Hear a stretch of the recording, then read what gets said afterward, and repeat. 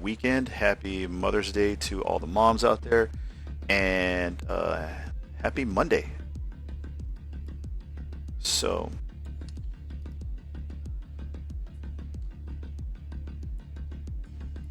all right. Let's go back to the leather. I'm going to make sure I finish leather first before I move on to anything. Today I want to go ahead and get through making some of the materials for the body, mainly the clothing. We're going to experiment. I have some cloth materials and base materials I'd like to try out from Substance. And then I'm also going to go into ZBrush eventually, and we're going to try to start sculpting out some main forms for the hair. We haven't done that yet. I've been debating on whether I'm going to get into the hair last, but I think honestly that now would be the time to start getting an idea of how much volume we're going to have, and then I'll start maybe tweaking a pose.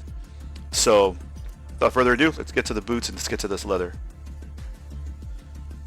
Right now I'm holding shift and right click to rotate the light. There's stitching that I'm going to be doing too, but I'm going to wait till I'm done texturing her to actually put physical stitches, like actual geometry stitches in ZBrush, and I'll probably take you guys through the process of that as well. So right now I'm going to look at, I have a plastic glossy scuffled leather here. I'm going to turn it off, and I also have black latex. Underneath that I have another leather, and this is the base latex that I have on. It's a little bit, I mean, it's a bit too shiny. In all reality, this wouldn't really work unless we're talking like Venom, and we're not doing Venom. We all know Venom's been outplayed. Not to mention the movie was terrible. Yeah, I know. It's probably not a popular opinion, but whatever. Didn't like it. Here's the grunge. I have a grunge alpha on here. You'll see it turn on and off. There's my noise. The noise I'm going to bring down a little bit more. And I might actually play with the alpha a bit.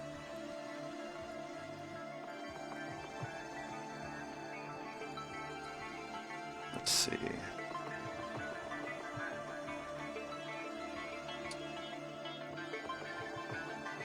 Down a little bit. Okay.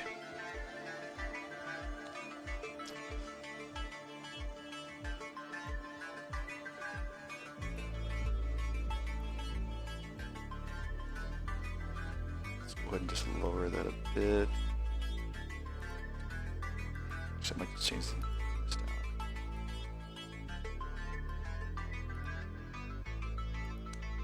The noise that I have has a little bit of a purple hue in it. Let's go to this side. You can kind of see the hue here. If I make some adjustments, you'll see. See, it's in there. To kind of create a pluralized effect. So I'm going to go with like that purple hue, like right around there.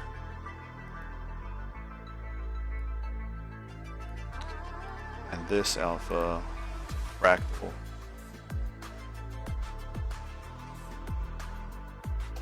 Kind of playing with the how much of it you can see by adjusting the scale of it. I don't know if I like purple or if I like blue. I'm playing with both to see what kind of, I guess, fits the mood a little bit more. Let's try blue for now. I'm going to increase the opacity of that a little bit more. See, and when I pull away, it's a little too blue, so let's bring it back down. Alright, that's the first layer, latex. Now I'm going to bring in this leather. This leather comes in on top of it, and I'm going to lower the opacity of it as well, so I can have some more of that purple kind of pop in a bit. In here I also have a actual mane texture, which has a lot of roughness to it. And I kind of like how this looks. It does take away from the overall sheen and specularity of it, but it does make it look pretty realistic as well. So, I'm not sure which one I'm going to go with. So we'll see. Lisa, what's up? Thank you for popping in. Appreciate it. Thank you. Yeah, I think it's looking pretty cool too. Hey man, how's it going? Thank you for joining. Appreciate it. I know I'm seeing this a little bit late. I hadn't had the screen up here because I have Substance Painter up, and obviously I also have this menu of all my materials, and I also have audio control over here. So some things I might miss. Let me position this so I don't miss any actual text. What I am going to do is I kind of want to take. If you'll notice that there's some specularity, there's some roughness in these cavities. I'm going to probably reduce that a bit, and also probably reduce some of the specularity going on in the cracks too, or roughness. One way I do that, just to give you an idea, let me go ahead and hide this. I'm going to add a new layer. I'm going to turn off, actually I'm going to put the roughness all the way, roughness at. That's right, sorry. Oh, I turned it off. Okay, silly. I'm going to put the roughness all the way up. I'm going to turn this to more of a gray. Metalness, find where it's at. And I'm going to place this all the way on top. So it's going to be the only thing that I see. And we'll see the actual other geometry, the normals and stuff popping through here from the baked materials. What I'm going to do next is I'm going to add another layer. I only put this here just kind of give myself a bit of a base to see what's going on. I'm now going to drop a, turn on just a color map. I'm going to make this color dark gray. And what I'm going to do next is I'm going to add a mask. This mask is going to be based off of one of our bake maps. That one. Oh, it's auto saving. Let's let it do that for a second. I'm going to go with a black mask. Actually, let's see. Add bitmap mask. Let's type in. We're looking for the cavity map.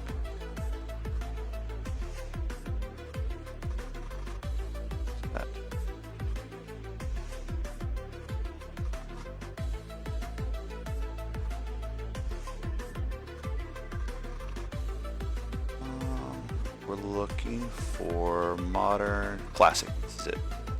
Okay. So it's added a mask that is only allowing color to come through in areas where the cavity map is, but right now it's in the opposite of what we need. So we actually have everything masked off except for the cavity. So now you can really see those cracks in the leather that I made in ZBrush and other relief that was created in ZBrush.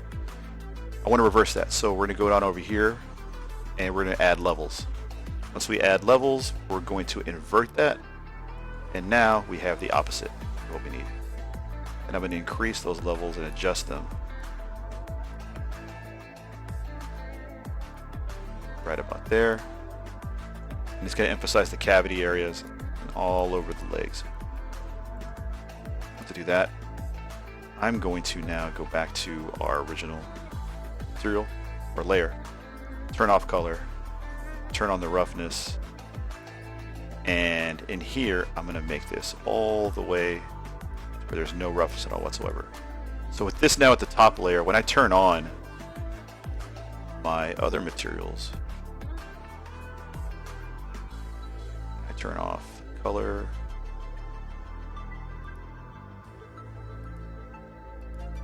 let's turn that off.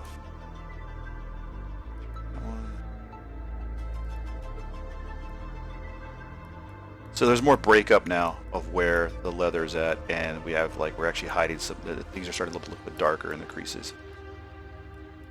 This is the wrong leather. I have, where'd it go? Oh, that's right. This one. So none of those cracks and crevices aren't having any reflection or any reflective surfaces. Let me turn it on and off. You can see that, see? So it makes the negative, or at least makes that contrast pop a little bit more. Those types of things will help sell this at a distance and how it looks. So that's just one trick of the trade to kind of like start getting your roughness map and your getting the light to kind of show through the way you want it to. Listen, I'm still debating on whether I should add relief to the leather or no relief. What do you think? What do you think? Should we add the relief or no relief? Or do we tone down the relief? Maybe that's the issue. Too much relief. Is there such thing?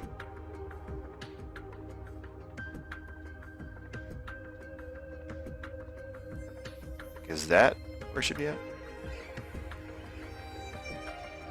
It's very odd to like see a leather that has no relief in it whatsoever, especially like for leather boots. Again, like I said, unless we're talking latex, which we're really not. And if that's the case, maybe we adjust the scale of it. Maybe the scale's off.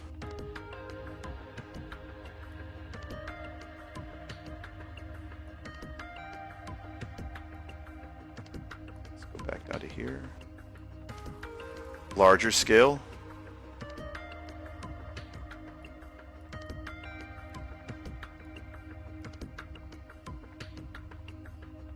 Oh, the relief I'm talking about is like the height. You know, I'm talking about the height map. There's like height relief where it's is it high? If there's a lot of relief, then it's a lot deeper or a higher scale of height map. I always think of like the relief on a relief map. It's when you see extra terrain or more roughness or more rigidness, you know. That's just me using different terms. In all actuality, it's just the intensity of the height.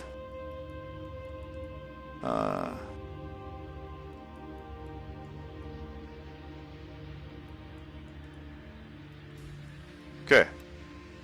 So what do you think? Do we think a more intense, smaller, or are we good? It's good. Are we happy with this?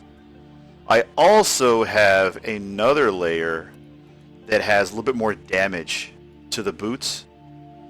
And let me show you where that's at. Alright, you think it's good. Here's more damage, right? And I made the color of the damage a little bit harsher. But I was thinking about adding this damage kind of all over. But, hear me out. What I'm going to do next with this damage layer, I'm going to create a new folder. Where's my... Oh, sorry. That's what happens when you're in ZBrush too long. I put this in a new folder. And this new folder, we're just going to call this extra... Oops, got the caps on.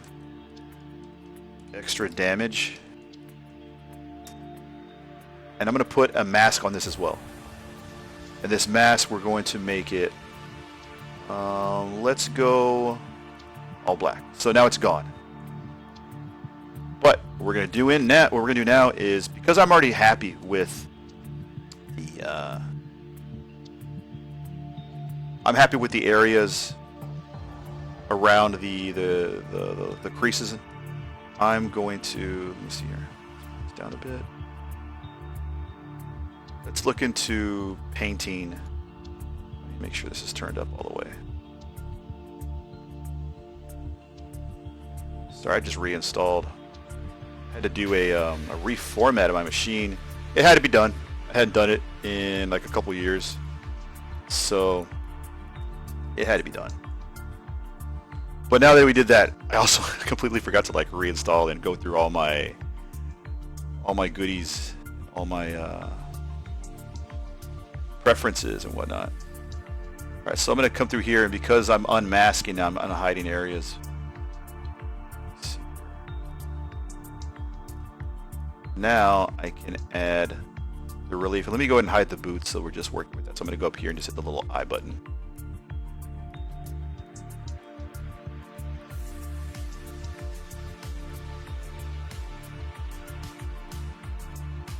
Let's see. Let's start over here.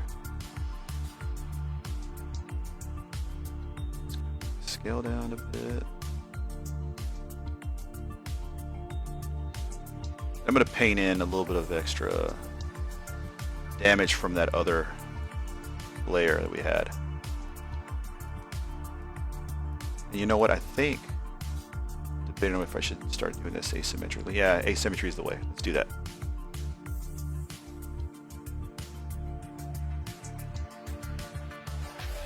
These are just subtle damages. A little bit here and there.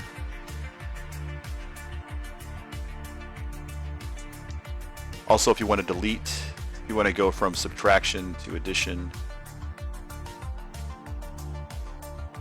I have my finger always hovered over my hotkeys and stuff. So 1 is painting in and 2 is deleting. So I'm going to go through here and lightly start doing that. Reduce the stroke opacity a little bit as well too.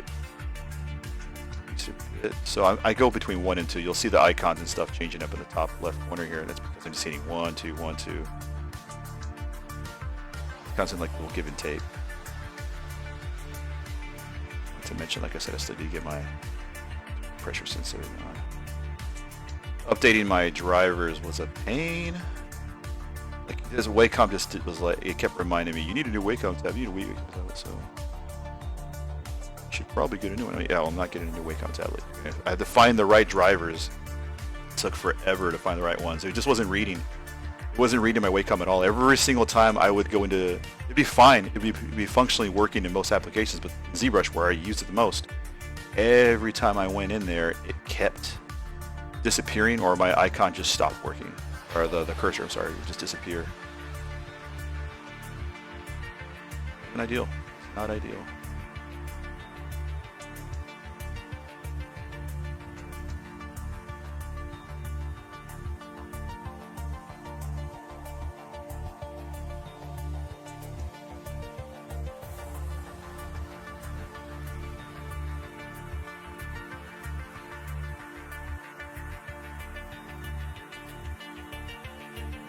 See, I'll add a little bit more wear to the soles of these shoes as well. To them.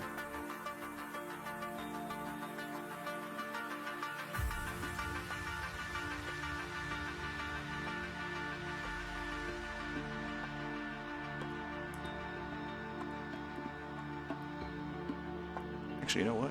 Look at that. I accidentally put the leather on here. Can't have that. So let's go up to... Let's see, is it this one here? It's this one here. I'm going to go to my mask. Have it set to color selection. Now let's look at our color selector. Here you're going to see my ID map. So according to the ID map, it shouldn't be that way, but I think what happened here is I probably have... Escape.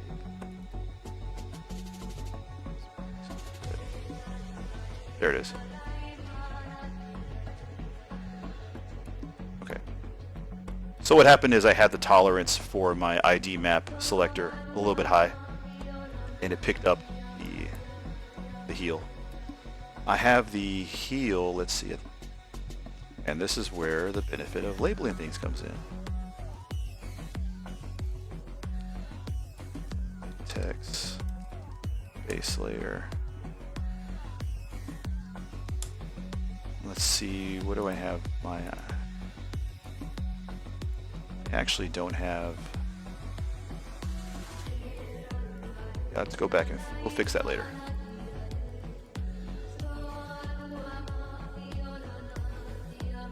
I need to put an actual different material on the heels, on the sole, so we'll go do that later.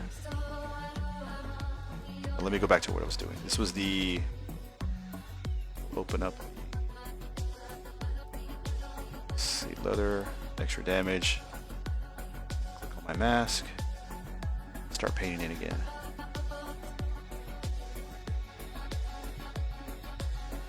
We're just bringing in those like imperfections that we saw. See them here and there on the edges. A little bit there.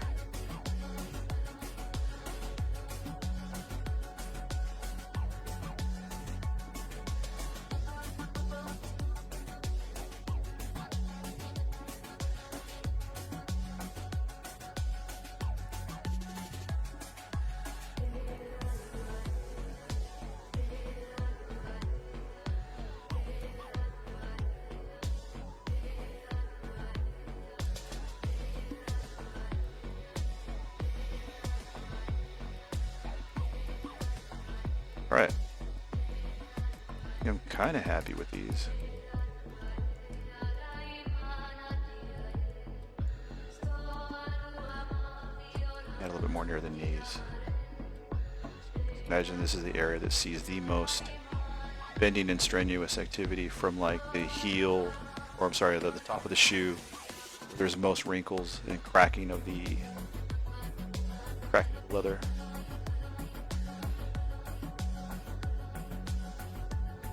Okay. Now let's go back and do the heel. We do want a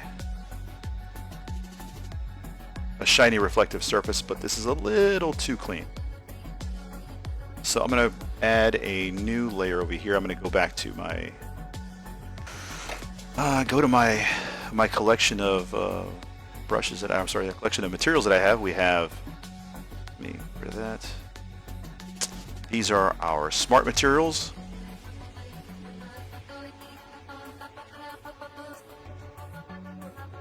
And then we have, there's plastic.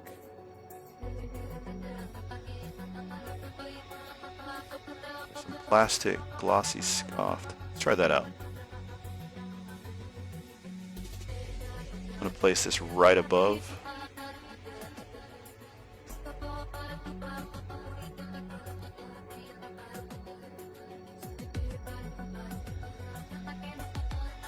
I'm going to place it actually below.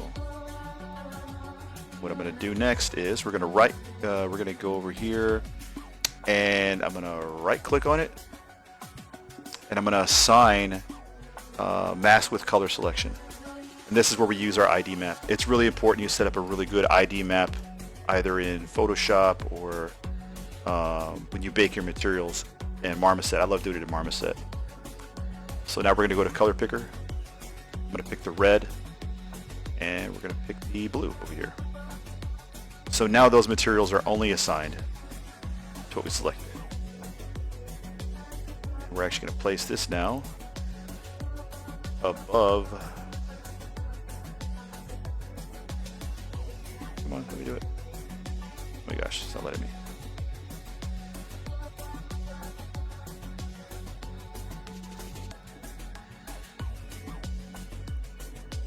Right here. What I'm going to do next is we're going to open this up here. And I see there's a little bit of lack of continuity between the colors. Like we have this gray, and then we have this kind of like blue hued, dark, call it Batman looking leather. But just drop the DC reference in here. And I'm going to go to plastic. And I'm going to color pick maybe this. There we go. That's more in line with what we need.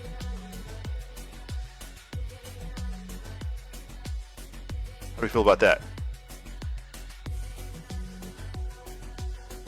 Darker maybe. Ooh, yeah, right there. Alright. I think we ship it.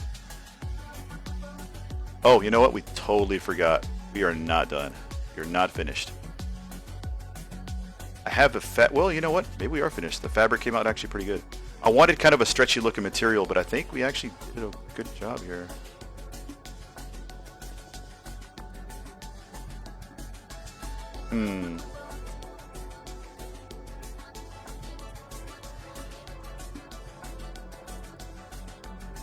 Maybe, let's see. I have a synthetic material that might actually work for that. I need something that's kind of stretchy, that has kind of a nylon stretchy material. Because I figured having the boots be leather all the way around, you know, the leg obviously flexes and contracts quite a bit in the circumference whenever there's stepping or whenever there's extra usage of the quads and hamstrings. So I figured having a little bit of a stretchier material right here in this little wedge would make functional sense, you know, since we're fashion designers now. You hear that? I'm doing fashion now. Not really. But it'd be cool, and no kidding, no lies, I actually did have a couple of clients come to me and ask for me just to do like some denim work, just for the sake of making clothes. But They were primarily looking for someone I think only used Marvelous Designer, and at the time, I was more of a novice than I am now. I mean, I'm by no means a pro at Marvelous, not even close. Like, I probably use Marvelous Designer to easily. I feel like I'm using it 10 to 15% of its full power and capacity, but I do enjoy using it. So here's synthetic. Okay, so this is like a sports fabric. I wonder if I could just change the color and put that on the fabric and see how it looks. It's gonna look really whack right now. Don't judge. Yeah, I don't like it. See, I wanted to see exactly how this looks. This is too sporty spice. Let's go to.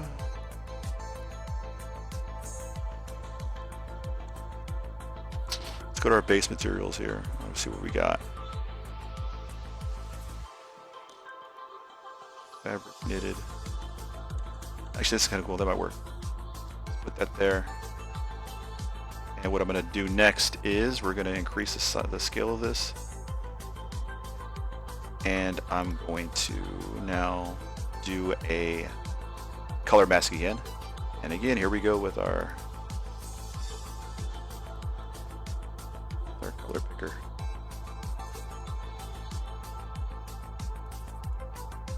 Let's do that. I don't know why it's affecting all my other stuff. Wait.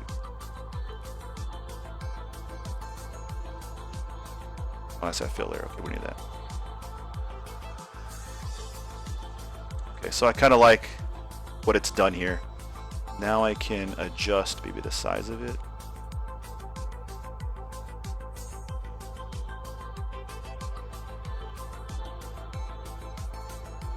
And now I'm going to change the color now to a really darker color.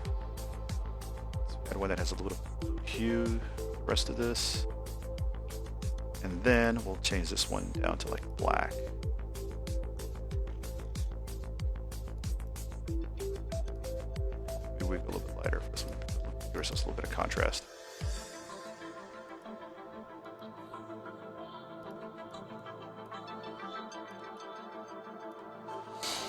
Let's see, what if we can reverse these maybe? Let's go black here, gray here. Yeah, that's what I want. That's a better contrast. Let me put more of a blue hue in this again.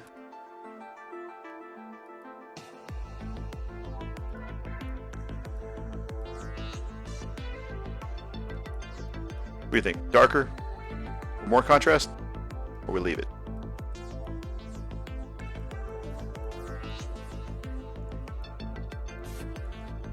Yeah, I think darker too.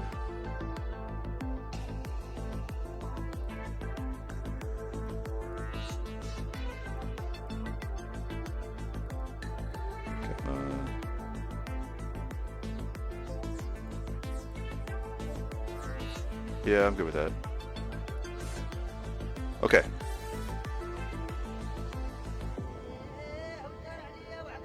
Hey. How's it going? Thanks for joining. Appreciate the company. Hope everybody's had a good Monday. I know it is a Monday, so it's already kind of like, you know, what's a good Monday? I guess a good Monday is uneventful, slow, chill, and a good transition from the weekend. I'm going to turn on the rest of the... No, that's the modern one. We'll get to that one later. Sneak peek. And we'll turn on... Oh, yeah. Just do this.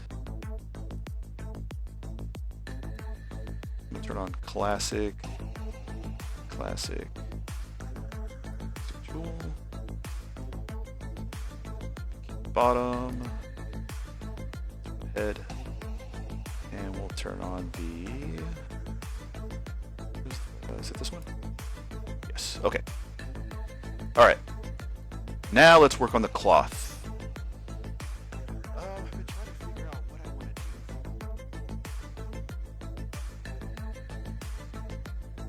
All right. Now let's work on the cloth. I've been trying to figure out what I want to do for the cloth, or at least what the materials should be. There's some good options. Actually, just used one. I might use that knitted one again because I do need something that has bold, thicker stitching. It almost feels like a canvas, maybe. Maybe not like burlap, but I definitely want some good crosshatch stitching going on. I just don't know exactly like what it should be. Like, I tried velvet, and it looked okay, but I don't know if old girl over here will be rocking velvet. It might not be her thing. Let me go back to the classic here, and let's look at. I was looking at this fabric suit vintage. Check this one out. Let's see if this works. Let me use my, again, mask with color selection. Pick color. We're going to pick this one. Next, we're going to go to our actual material. Going to open up the mask. So here's your material. Your material is always going to be the one on the left. The right one's always going to be your mask. Click on that. And under the mask, let's see. Actually, it's under the material. Yeah, it's under the material. All right. So I kind of like the cross hatching and stitching that's going on here.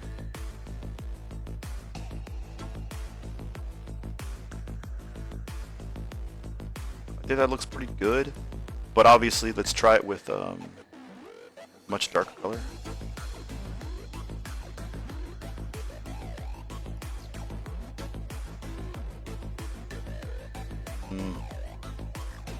Let's see. Luminance and variation.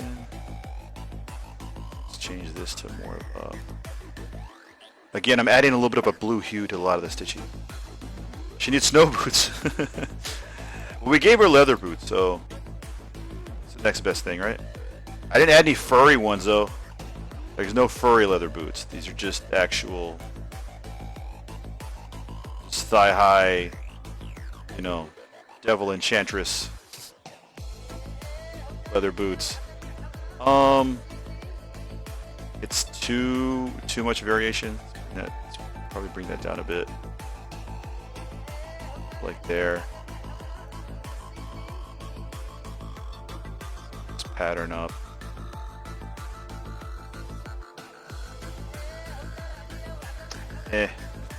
It's okay. It's not really what I'm.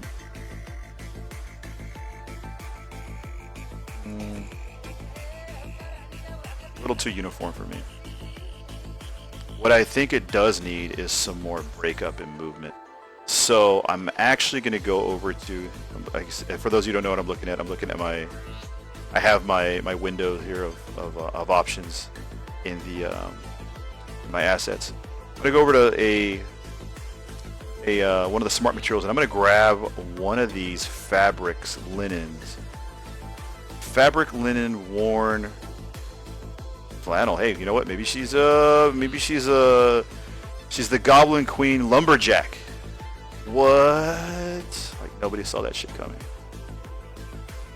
Maybe fabric. Oh, look at that! See, DB Madness. See, this guy just gave me these little. Is that Bob Ross? Looks like Bob Ross. Dude, oh my God, I'm Bob Ross. So we got happy trees, happy Madelyne Pryor. Actually, she's not happy. She's very unhappy, but she's got a reason to. What I'm gonna do next is I'm gonna do a little bit of trial and error and just try one of these crazy looking fabrics and see how it looks. So we're gonna do a little trial and error together. Fun. We're gonna explore the space.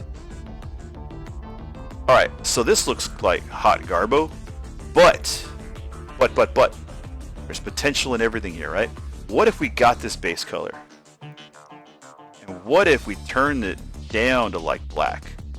It looks like hot garbo. Okay, just thought I'd try it out. Go here. Let's do this. What if? Let's see. Let's go with this fabric pattern. I feel like this cross. What is this? This dirt.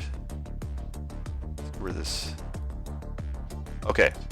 So there is the core texture, which isn't bad. It's a little too uniform again.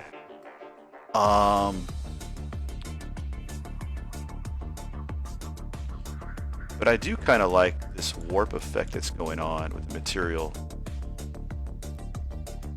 We play with this warp some more. You can see the subtle differences that are going on here, right? There's like really subtle differences that are going on with like the...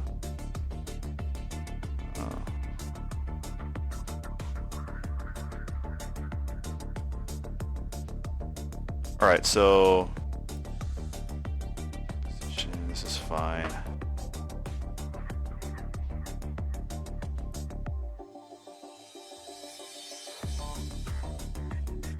I think what we're going to do next is we'll bring back the fibers. We're going to tone down the fibers.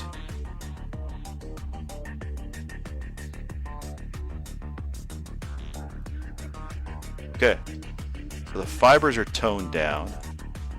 What if...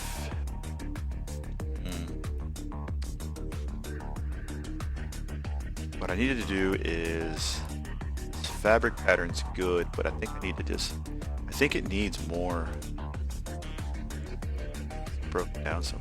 It's already... Huh, that's as much as I can get out of it, huh? Let's do better. Let's try that.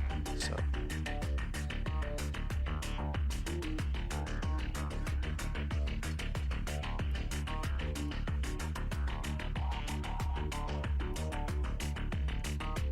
There we go. Bring it down a little bit more.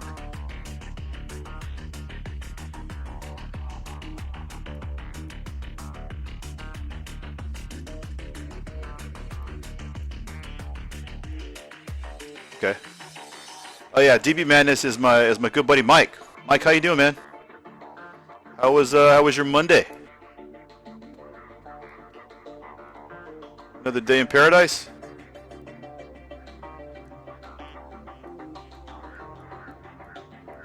Okay, so now we can start bringing in the fibers a little bit more, I think.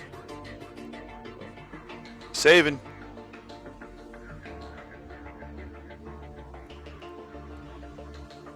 Also, let's go ahead and we're going to create a folder. It's good. Oh no! Sorry about that, buddy. Hey, Luis! What's up, my dude? Hey, Luis is my boy out in Cali. We're doing some 3D printing out there. How's that coming along? And yeah, DB Madness, dude, Mike, you're back. Do you have you got something you could take for that? Does anything help? Hey, did you ever get a new chair? You need to get a new chair. That's what you need to do. Get one of those get one of them ergonomic ones. I'm gonna create a folder here, and we're gonna call this just loincloth. That's what we'll call this. Skirt. Call it skirt. Seems more dignified. Skirt it is. Skirt. So we're gonna call that there. I'm gonna put. Actually, this is in the middle of this material. I'm gonna put this near the top, and we're just gonna start organizing things a little bit. Always organize your folders. You know, like you'll see me plenty of times look like I'm not keeping track of that, but eventually I come back to it. I'll stop if I get into a stagnant point where I'm not making progress, where I'm just kind of thinking about things. That's my time to start actually making progress. That's my time to start going back and I'm sorry, and doing some organizing and naming stuff. I've always learned, just because every time you're working in production pipelines and you're working with people, you want to share your work, you want to give them your work and pass it on. It's got to go to the next person to work on. The last thing you want to do is give them a folder that's just full of just random shit files that don't have any names, any titles, and then it also like it really shows your work ethic. Like, man, like, you know, this guy's you know, pretty much scrubbed here with no care for his fellow colleagues. So always organize your folders. Plus, it makes it easier for you. When you go back into your file, you want to start working, you don't know where you're at. Trying to have the base primered by the weekend. Badass, dude. That is awesome. I can't wait to see. So, for those of you who don't know, or follow me on Instagram, I have a Loki diorama that I did based off of that glorious purpose moment in Loki the TV show, and So that's been coming along, and my buddy Luis is printing it. Like I made it in 3D, did some really cool effects. You could, like I said, if you go to my Instagram, so much 3D, you can go see it. It's already almost been a year. It's been a year and a half. Has it been almost been 2 years, bro? Either way, so we did that, and you know, Luis came to me and we were collaborating and talking about printing stuff, and he started printing that one, and I sent him the file, and he's been printing it, and it's right now we're doing the base, and the base took a hell of a long time because I might have gotten a little over ambitious and thought I was making a Prime 1 Studio, you know, Prime 1 Studios style diorama here, so the base is a little bit larger. It's not all base, okay? It's not like Prime 1 where you have like, you know, 2/3 base and then, you know, 1/3 character you were actually thinking about buying a statue of. But yeah, it's gonna be awesome. It should be really cool. He also, you know what? I don't want to spoil anything. But it's gonna look. Mike, you should just. Oh, yeah, okay. Just taking you back. There's that. You can just do that. This guy. All right, so let me go back to these fibers. I do like this fiber now. It's kind of growing on me, but I think I just need to reduce. I don't know what we want to call these stains. Let's leave it at that. We want to get rid of these stains. Let's go to what was dirt again? What did dirt look like? Okay, so dirt actually brought a little bit more breakup. Let's go to the fibers, and maybe we adjust the color of the fibers. If I just bring them back to like a darker color. Again, maybe we stick to that blue hue. Maybe like it there in that room.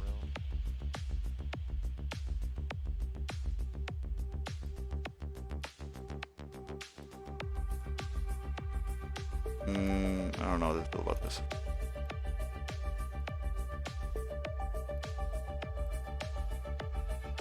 Let's look at the mask for this and adjust this instead. This is our dirt mask, and the dirt mask, when in doubt, just start. Let's see, I'm going to move the occlusion map. See how much more we get out of it. I'm increasing the effect of the occlusion map. Like basically, all of these smart materials is they take the maps that you baked with, which are, you know, you'll see them. Here's my normal map, the world space map. Here's the ID, curvature map. All this is stuff that's baked off your high resolution model and brought into here. Now, it takes the information from here, and as it's called a smart material, it creates the attributes that make this fabric not just a straight fabric. If this is a fabric with wrinkles and dirt in it, well, it knows to apply the dirt and the wrinkles based off of how they would apply in a real world scenario if it had a curvature or an ambient occlusion. So obviously the dirt is going to be more on the surface of areas that aren't occluded. The wrinkles and the breakage and stuff might happen in there. I say if it's a cracked leather, the cracked leather is going to take place in areas where you have the most height or relief in your map. That's why the cracks in the boot over here came out the way they did, because I made these cracks in ZBrush. Well, now if I use a smart material, it knows how to apply all that to here in real time. It's pretty great stuff. I sometimes feel like people are a little bit too dependent on that. I like to kind of refine and get like a little bit of both, like my own artistic approach to it, as well as what the smart materials can do, because you're never just going to get the perfect amount of what you need just from you know, throwing on a smart material. I've seen artists do that before in the past, and you can always tell, like, oh, okay, this person just used this map. If you use the application enough, you can just see like which maps and which grunge maps they use. I do like this kind of like dirt that's going on here. I think maybe we would probably want to reduce the contrast of it. So I'm going to come back down to here to the contrast, and let me move the map here a bit and let it think about it. So if we increase the contrast, how bad does it get? Let me reseed of it. So let's go back down to palettes. There we go.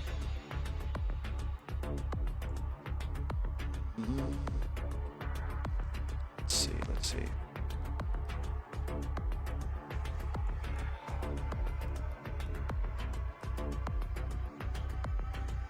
What if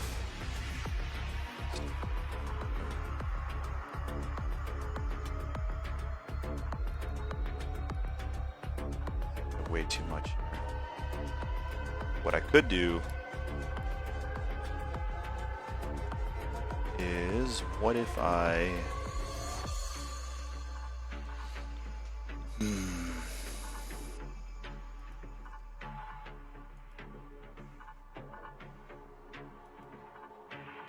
Yeah, I want to bring the contrast of this one down. And a little bit more of a blur. Too much blur. Alright, now that I have that, I'm going to go over here to the opacity and bring it down a bit. That just gave us some good breakup. As for this skirt too, I'm going to right click. And again, we're going to reference our ID map. I'm going to click on pick color, pick this. So now everything we're doing only applies to the cloth we have going on here.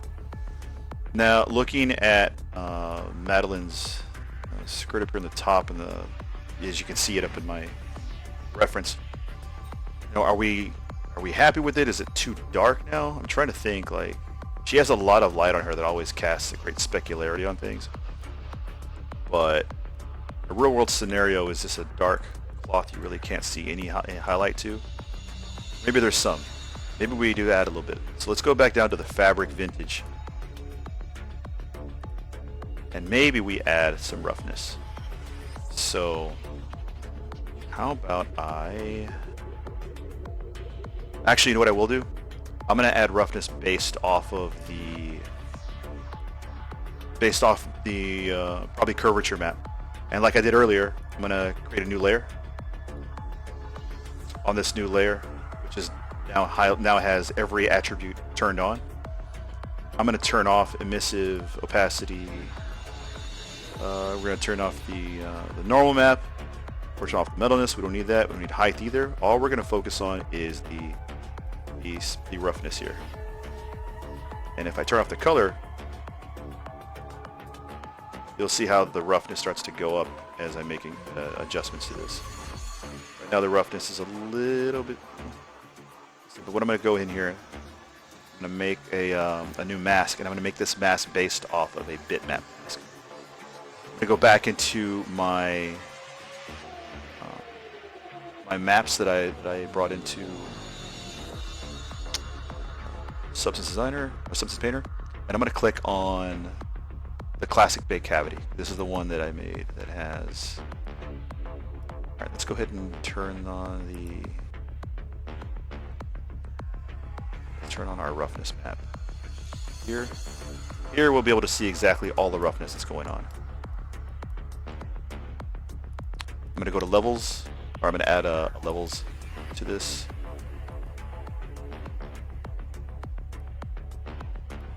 Let's go ahead and turn on the raw material. Hit invert.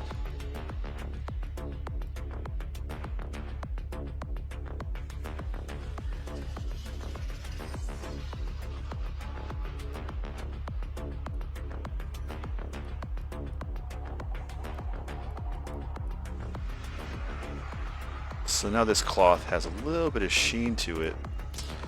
You know, we'll see how this looks in a actual real-time environment. It might be a little too much, so I'm going to go and turn down this roughness a little bit.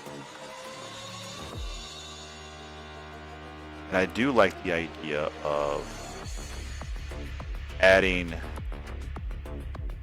a little bit of highlight of color to this. So I'm going to keep this gray on.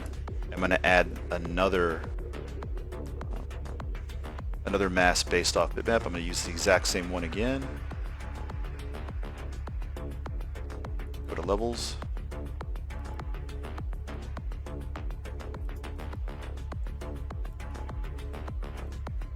And now I'm going to adjust color to bring it down.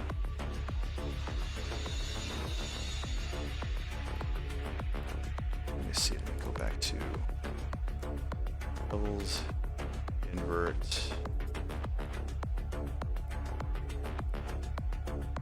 Wait a minute, what do we do here? Oops. Back to that again.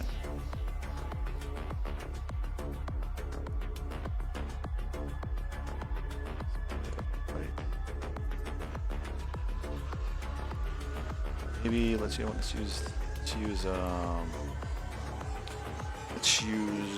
AO instead.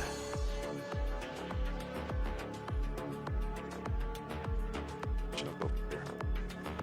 Textures, search AO based off our project, and this one here. Here.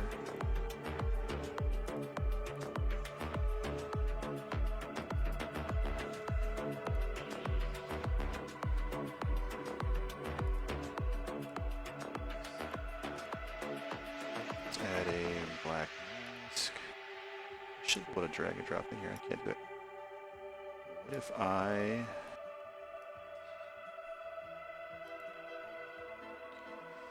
mask 1 or 2?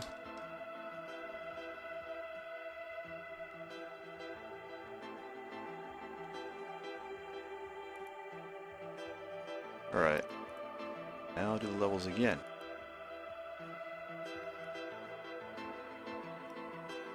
So now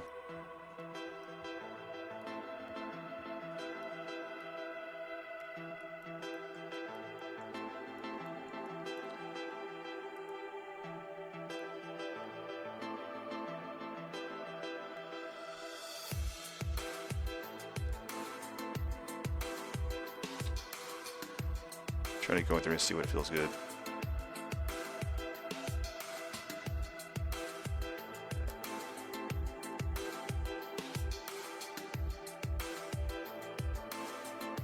Now I'll stick with the multiply.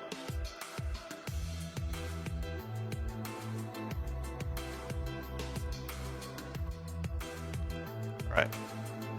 Subtle. There is a difference there.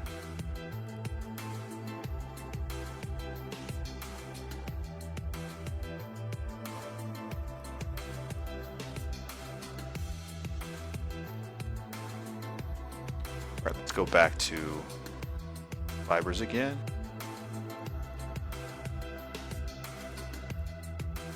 Increase this to about there, and now let's go to our color mask again, like we were doing before. Make some of those more adjustments. Let's add a little bit more of a global blur. No, too much blur.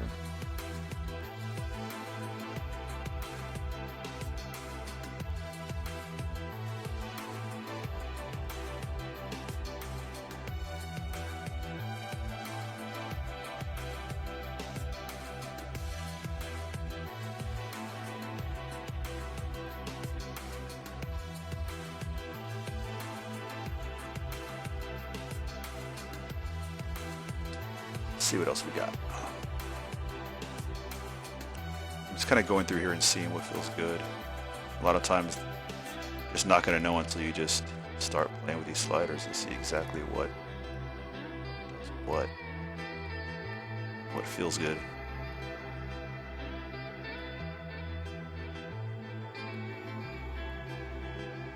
See, so I like having that much disturbance in like the color and all that.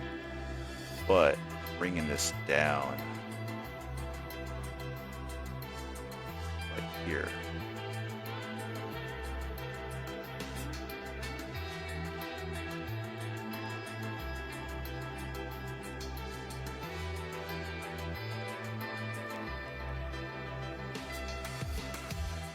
Maybe.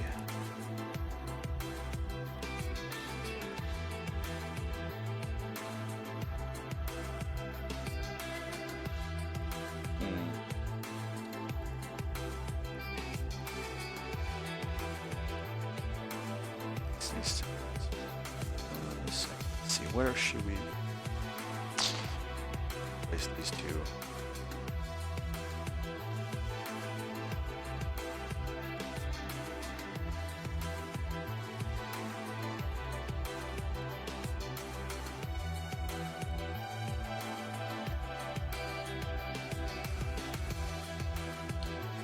I think what I'm gonna do,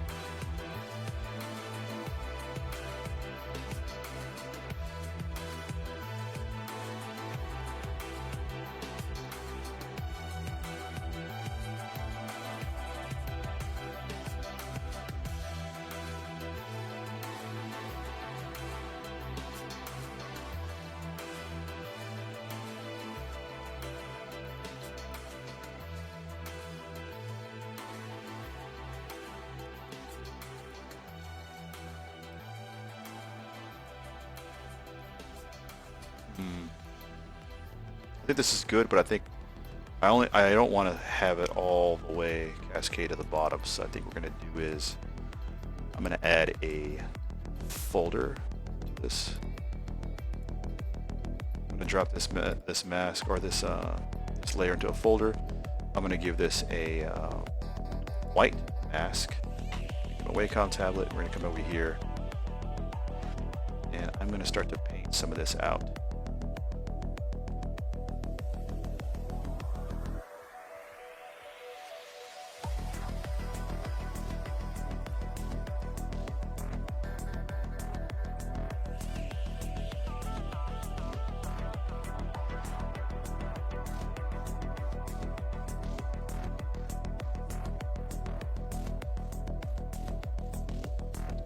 And I think the dirt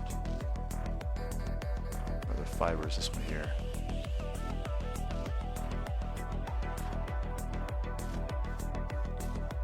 I don't know. Kind of okay with it.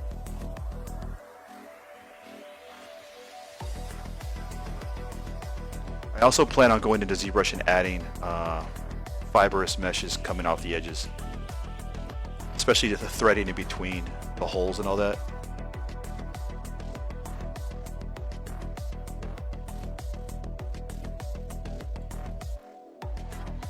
Maybe, what if we, let me try this out.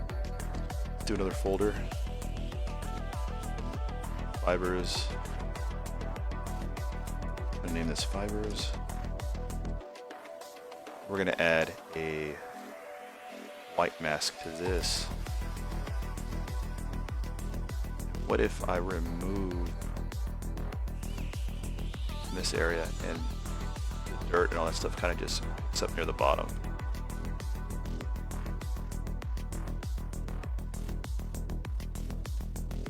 There we go. I think I like that more.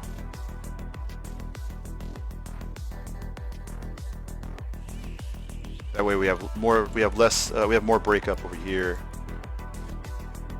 I kind of like the cloth. I think it's working for me. Yeah. Good. We're gonna let it sit.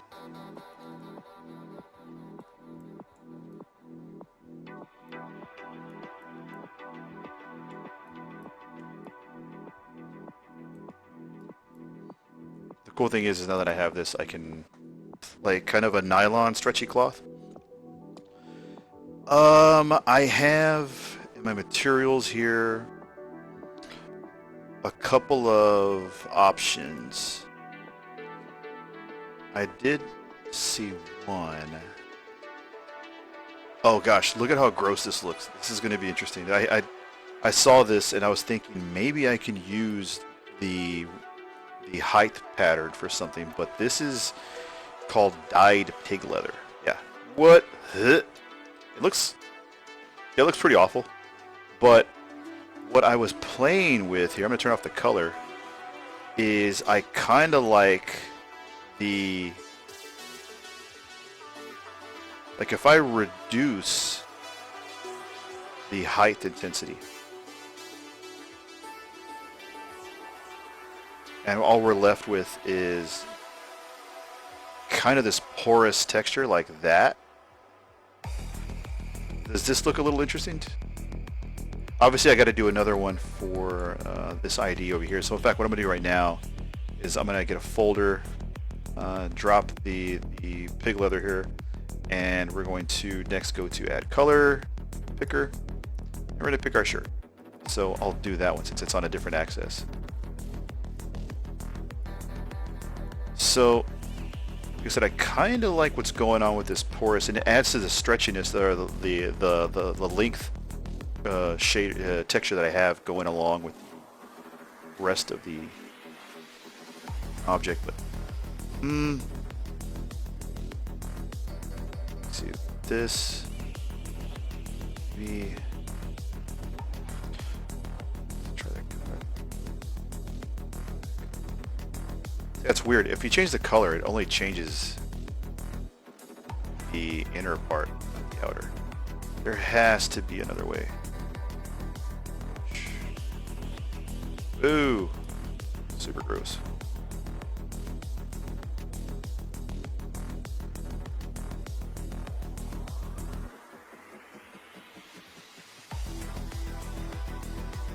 So I want to do that, and I definitely want to reduce the height. And I'm sorry, not the height, but the roughness. It's a little too shiny. Don't really want that.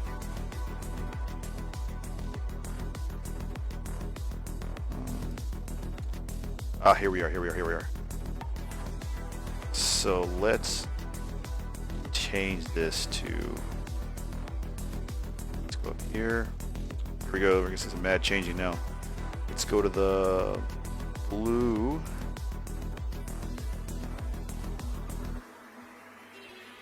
And then we'll reduce the roughness.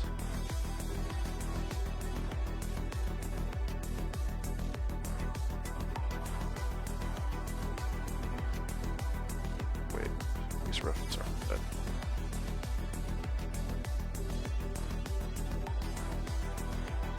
Let's give it time to think.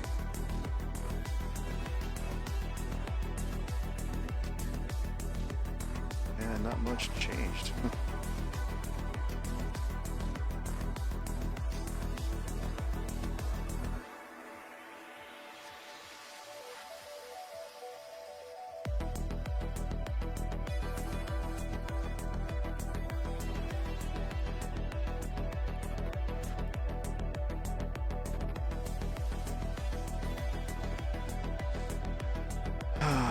All right. Let's think here. What are we gonna do next?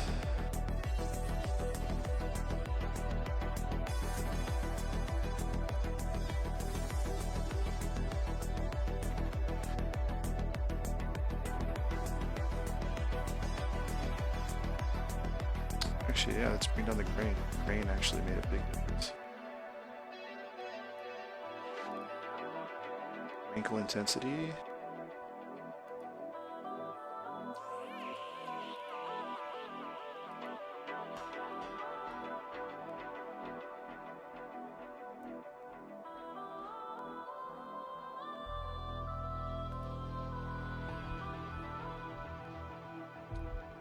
What's doing the... You know what? I did something that I normally there's something I normally do before I start every asset. We'll fill the layer, and then I normally, just to make it easier for me, I'm supposed to set the roughness down to nil. Absolutely nothing. No. Sorry. Turn off the opacity. We'll turn off the emission. Normal map. Roughness need to be down to 0. This way.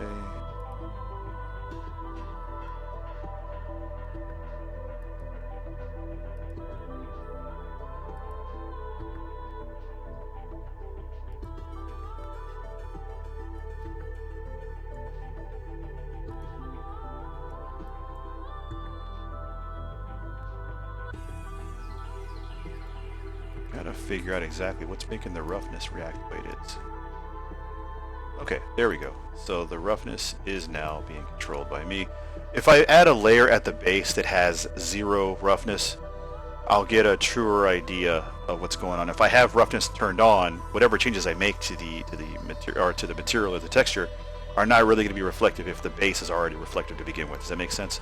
It's like having primer on something. I essentially apply primer to an object so that it knows now, so that when I apply the roughness, I'll see the actual results of it. If that makes sense. All right, so now that I have that back turned on, let's go back to the roughness that's applied to this object, and that was here. Where did I have it? There we go.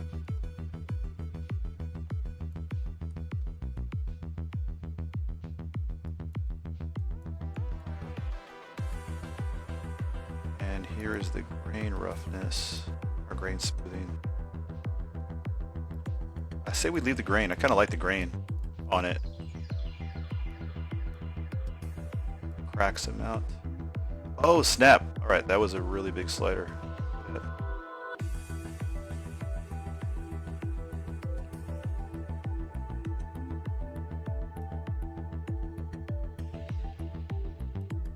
intensity.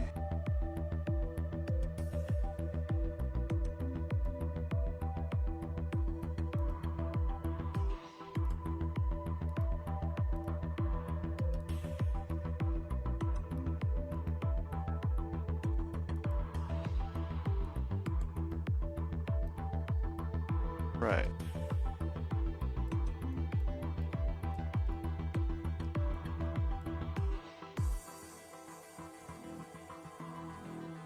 Okay. Let's see here. Alright. I am going to take a... What time is it right now? Been doing it for an hour and a half. I'm going to take a break. I will be right back. So, to be continued.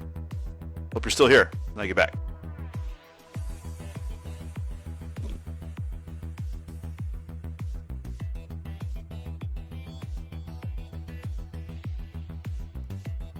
Alright, we back. So where were we? Oh, that's right, we were doing things. Okay, so we're back to working on this texture. I do like this graininess that's going on, this stretchy material that we have.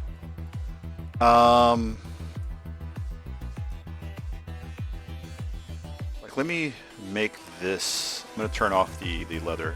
I'm going to turn on this on under and give this a dark color so I can see exactly what's going on.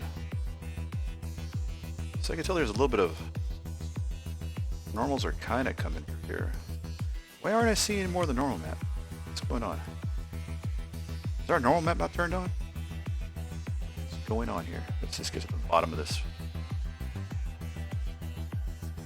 Huh.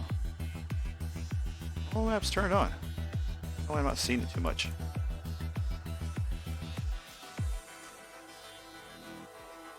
Actually, yeah, it's there. Anyway, moving on. Let's go to the material we were working on, which is under this tab here. I'm going to make the asset this color.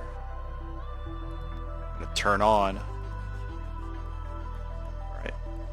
Yeah, you'll see here I have seams without stitches. I plan on going back and adding those stitches. Do it here soon. Alright, let's use this area to kind of hone in on things. Back to our parameters. Maybe we add a little bit more of a blue hue to this as well too. Let's go this way. What's the right area, right color balance we want? Let's take a look at the boots.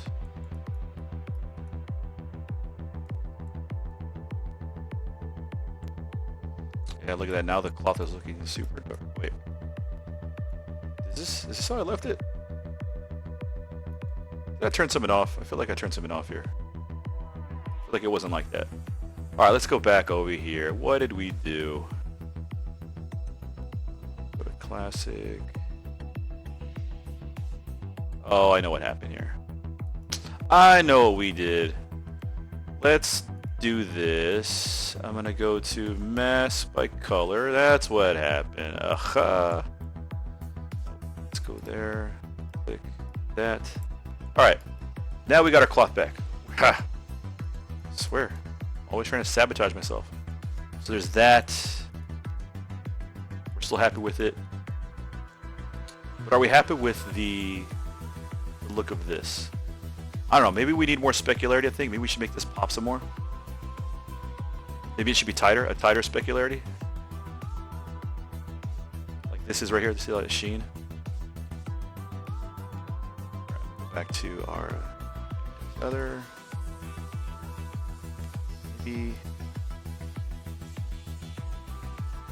Can't even see it.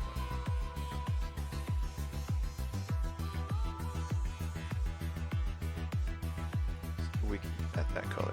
Oh, dark. This one.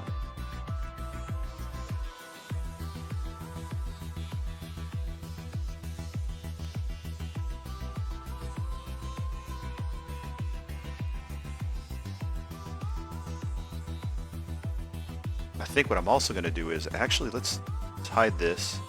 I'm going to add a new fill layer again. I'm going to turn off emissive, opacity, normal map, and see, there's a normal map. That's what I'm looking for. I'm looking for this stuff here. And I'm going to mask this by one of our existing maps. I'll choose the cavity map. Let's go with, type in classic. It should be classic bake. Nope, let's go with classic bake cavity.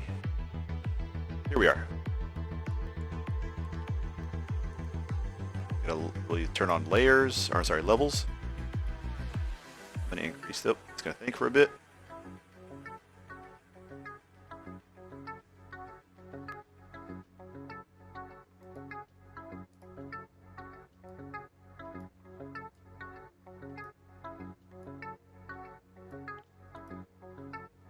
Okay, so now I've inverted it, so now we have all this positive area that's outside the creases. What I want to do next, let's see. How about, now that we have this, let's create a folder. I'm going to drop this in this same folder.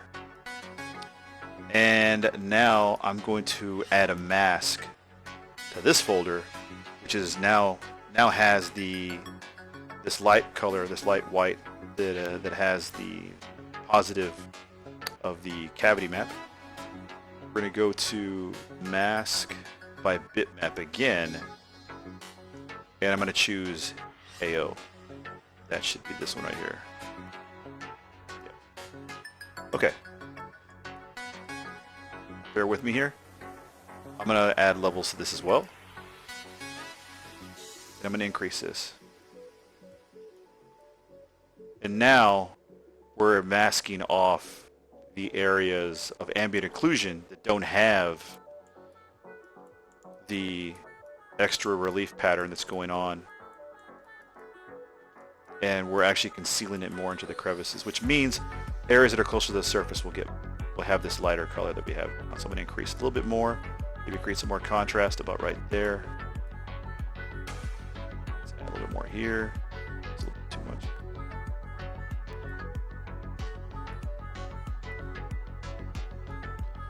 Then, under the attributes of this, I'm going to add a filter.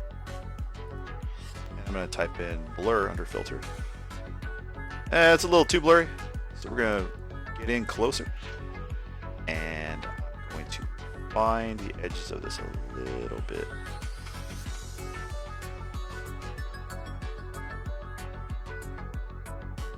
There. Now let's adjust the color.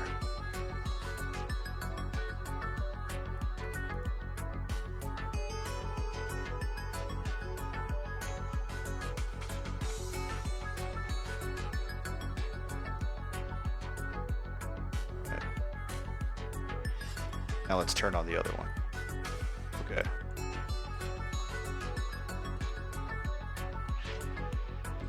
Now what if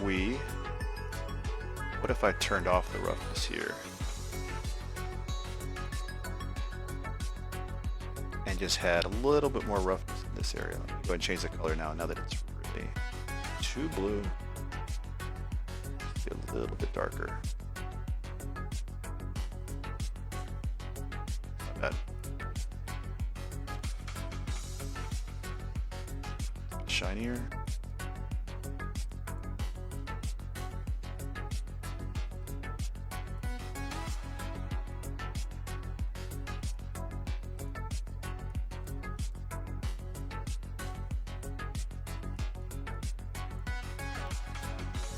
Yeah, I think this works a little bit better. Hey, how's it going? Thanks for joining. We are in a little bit of a marathon stream. We're going to go for at least a couple more hours, I think. And if you're just joining us, we're working on Madelyne Pryor, aka the Goblin Queen of Limbo. We're working on her outfit.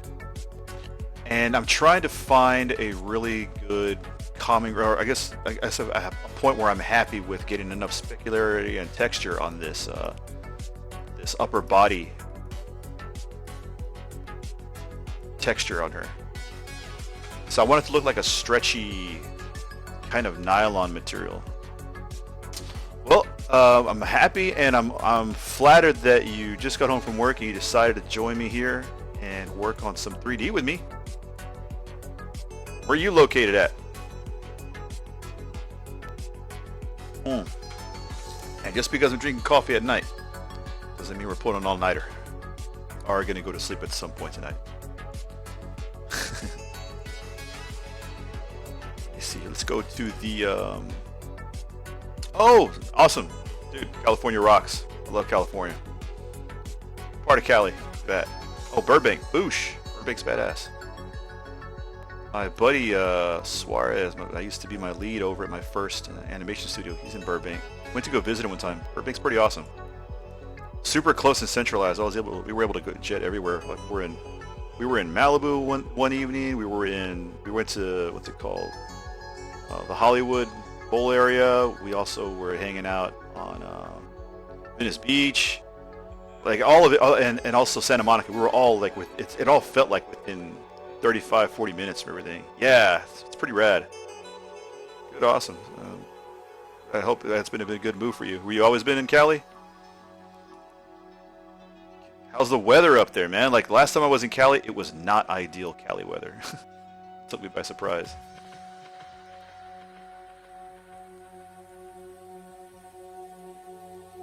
Let's see, let's do this.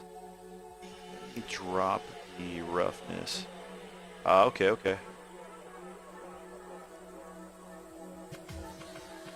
I don't have much experience in Arizona. I hear Arizona's awesome. I hear like Tempe's pretty rad. Oh, nice! Dude, congrats to you! Hope that's going well.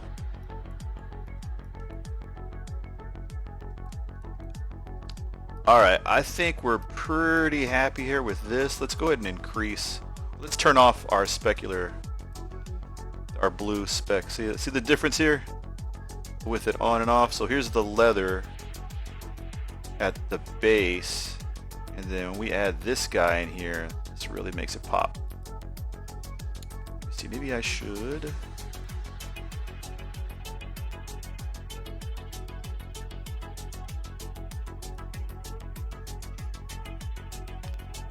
Yeah, you're in the best place though, man, for a learning curve.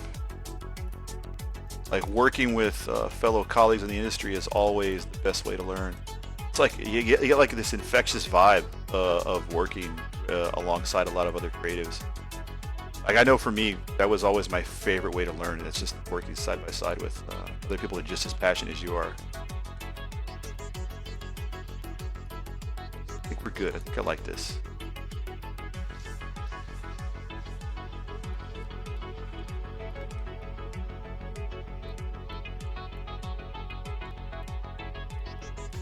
What I'm going to do next is apply this same treatment to the neck. So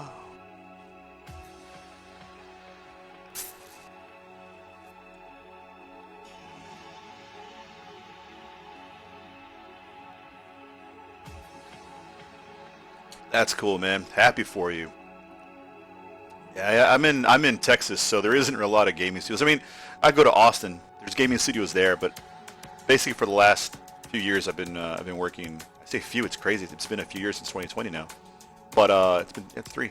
I've been doing remote work since then, and don't get me wrong, I like the idea of going to a studio. If there was a studio that was 15-20 minutes from me, I'd probably like that, but I know commuting takes the time out of productivity, at least for me. But like I said, nothing does beat that cool vibe of hanging out in the studio with other people that are also working on art. It's a good feeling. So let me bring down the roughness a bit. Last thing I want to say, it might look good here, and then we get it in Marmoset or in Unreal, and it's going to probably be a little too high, the specularity. Let's see. Maybe we should increase the nutness a little bit too. No, that's taboo.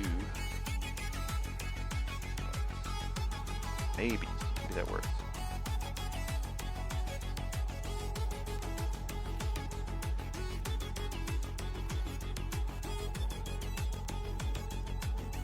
Yeah, first gig, man. That's exciting.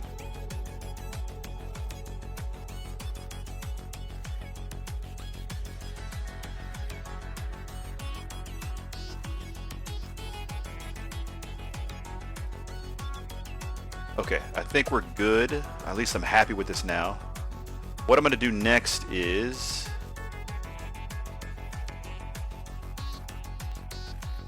let's just try this out. I'm going to hit it. And we're going to use our color selection. I'm going to pick the neck. And we'll see that everything is actually the wrong direction. We got vertical to go horizontally. I'm going to get rid of... I'm going to get rid of the blue. We're good now with that. Now let's go to...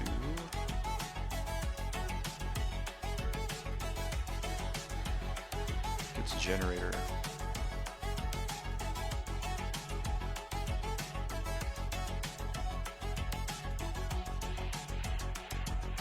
And let's see.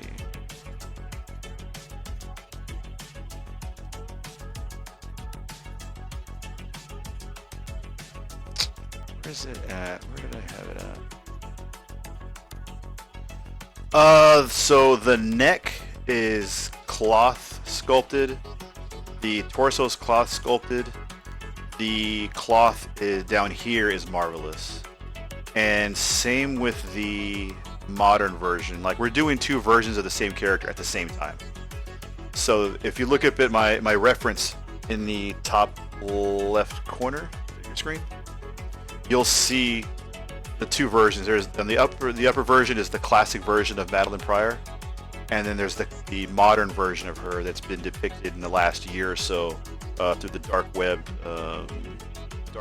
story arc. And that also I used. In fact, let me hide classic. Let's get rid of the body. Let's get rid of the classic, and then we'll bring in the modern. This is the modern one. The modern one, this was also done in Marvelous. So there's some clipping going on. It's because I had the other version, so don't worry about that. So yeah, Marvelous here, and obviously refinement in. Let me hide the class up the bottom, and we'll turn on the armor. Here we go. So yeah. So this is yeah. This part's over here is Marvelous. I wish I knew. I was more of a more proficient, or like, I guess, more of some of the Marvelous stud, as I see some of the people on like ArtStation and these other studios, where like I've seen their patterns. It's insane. It's sick. Like, they do such a fantastic job. I get in and get out. I make the patterns I need, but I'm really proficient in ZBrush. So when it comes to sculpting and making adjustments there, so I make the garment as quick as I can and see what shapes I can get, pin things exactly the way I need them, and then get them out. But this is going to be for real-time usage and displayed in Unreal, and I'm also going to do a 3D printed version of both versions. Yeah, I bit off more than one person should do, but I couldn't help it. Like I had all these ideas, and I was like, should I do this? Should I do this? And instead of pinpointing on one thing that I should do and leave things wondering what it would have looked like and what it could have been like, I was like, you know what? We're going to do it all. This is a passion project. We're going to put some passion to it, so we're going to do it all. So that's what we're doing. Yeah. Yeah. That's cool. Like, if you have an ArtStation, by all means, plug it in here, man. We'll check it out. I want to see your Marvelous work, see how marvelous it is. I really dig a lot of the work done in Marvelous. I need to use it more. Like I said, I do a lot of still hand sculpting, but I do use Marvelous. Like I said, I'm competent enough to create a garment that I can create, that I can take it to ZBrush and refine some more. And like, obviously all these holes and all this edge wear that I did. Yeah, sure, man, pop it in there. Check out this guy's work, and we'll send some follows. But yeah, I still like to maximize how much control I have. So let me go ahead and hide the modern again. And we'll go back to our other version. We got to do both of these. Bottom, and we'll Lambert here. Then we'll go to classic. Boosh. And we'll hide the armor. And we are back.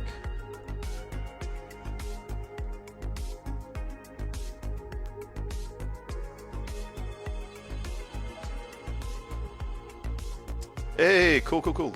Let's send you a follow. Good looking stuff, man. Oh yeah, dude. See, yeah, you're a marvelous stud. Here we go. This guy coming all incognito. The first thing I would have done is come in and be like, "Hey, marvelous. Check it out. Look at all my marvelous work." This is good stuff, man.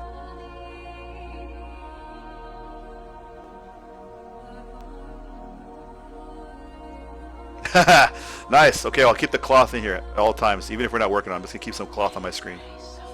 All right, just for you, guy. Let's see. Let's go ahead and let's get our color selection in. Increase that threshold a little more, so we can get some more out of it. In fact, maybe I should just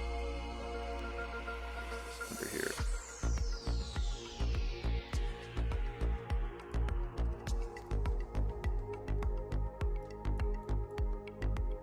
All right. How long you been doing 3D? Daniel, right? Yeah, Daniel. How long you been doing 3D, man? Oh, dude, you just got a gig at Disney? Shit, that's good work, man. Congrats on that. We got a Disney guy in the house.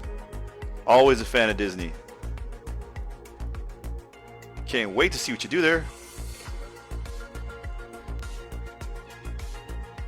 Awesome.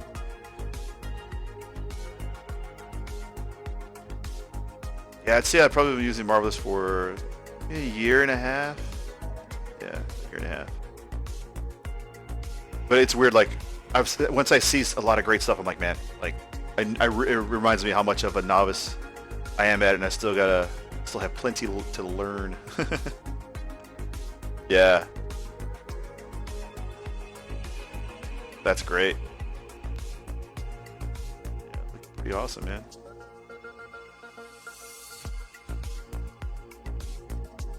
Do you study a lot of fashion? Like what's one of your like resources for like what do you like to study as far as like reference what kind of keeps you on your toes?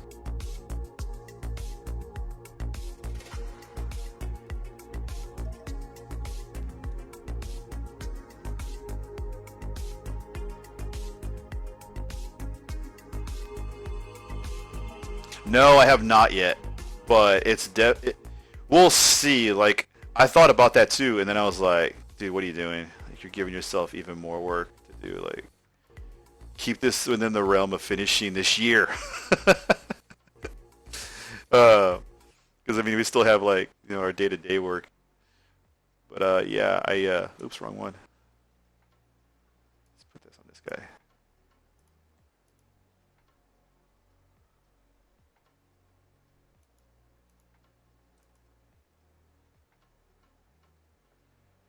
Yeah, no kidding. That's awesome.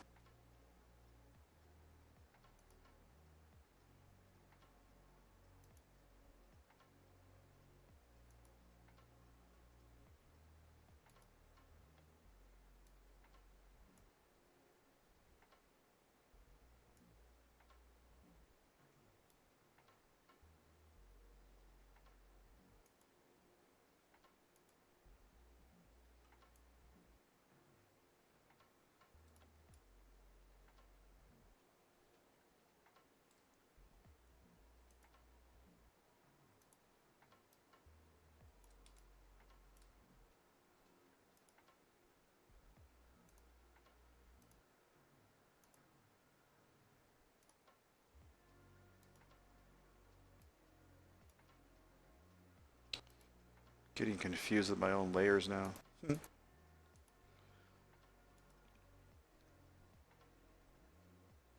Same. Like, At this point, there's nothing Unreal can't do. It seems like. I was just talking to a buddy of mine, and like, I would encourage everybody that's doing 3 to try to get their work into Unreal. You know, I mean, it used to just be it's a game engine, but let's be honest, it's much more than that now. It's like the destination where you want to see your work, whether it's real time or cinematic. You know, Unreal supports it, especially with things like Nanite. Now you can support crazy levels of geometry and shit. So it's pretty inspiring stuff. Yeah, definitely want to see where it goes.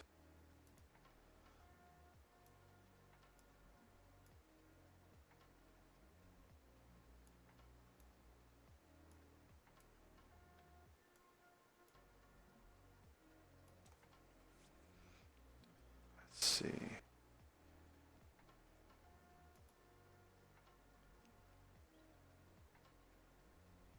Yeah, yeah, I get it.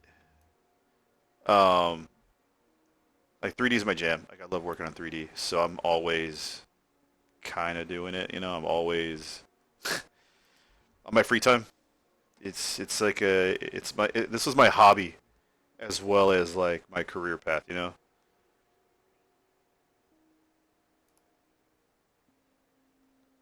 Let's see.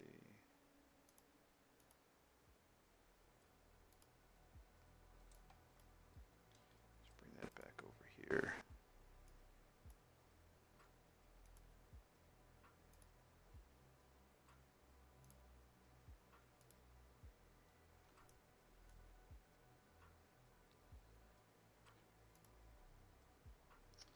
Let's go here.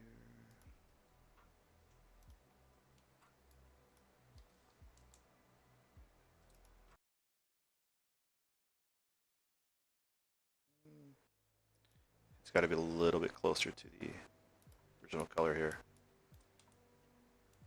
And I'm gonna take this, put it like right there.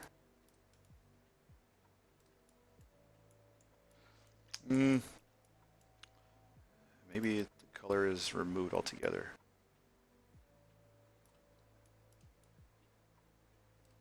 That could work.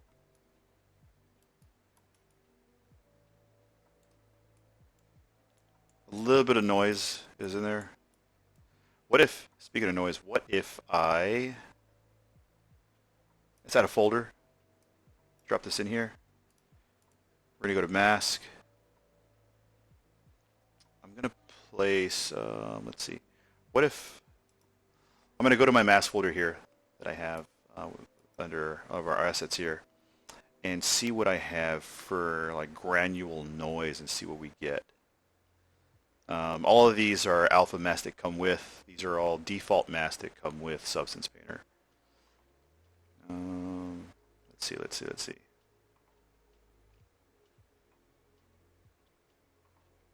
Paint dirty, paint fibers. Let's see what we have.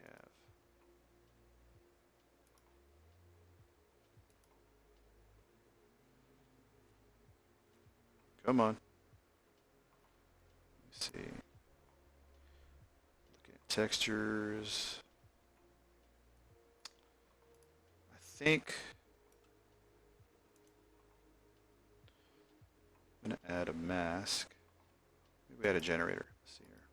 I think there's a noise generator.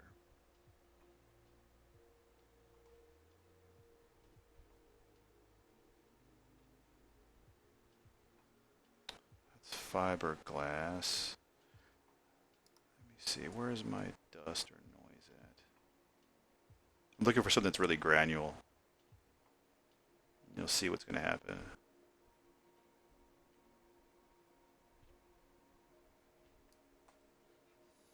Let's try this.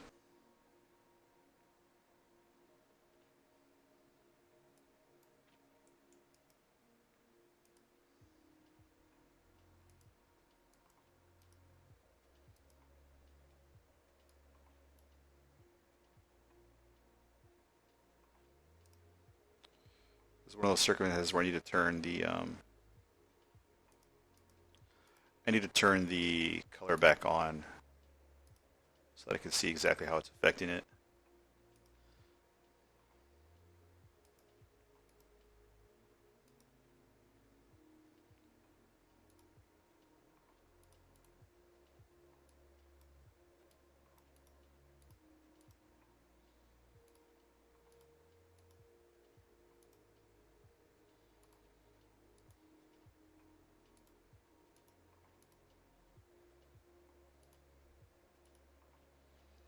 Not really getting what I would need out of this. It's not really the one I want. Let's see, let's see. What can we try?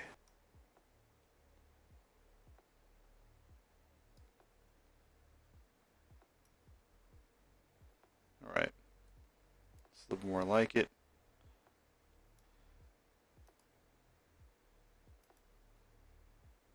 Let's turn on this right here. All right.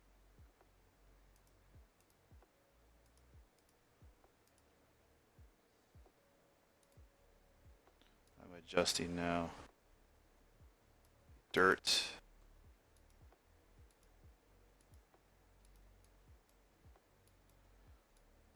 ain't helping too much.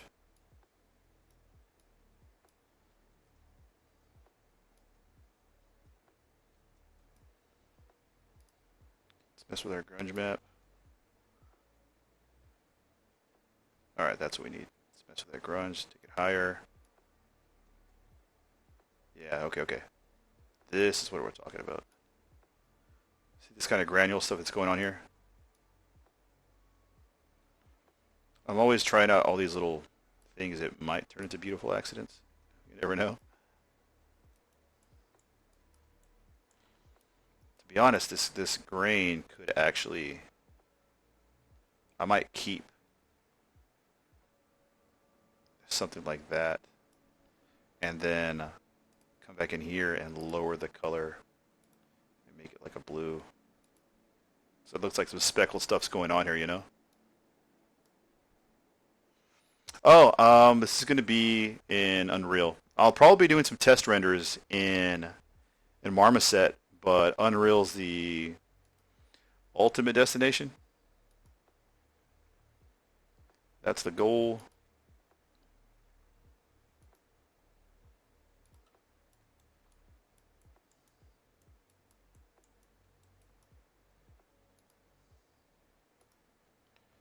Let's see, let's go ahead and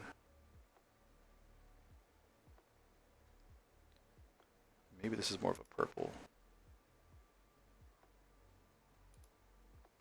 I want to put some type of like flaking it or something like that, you know?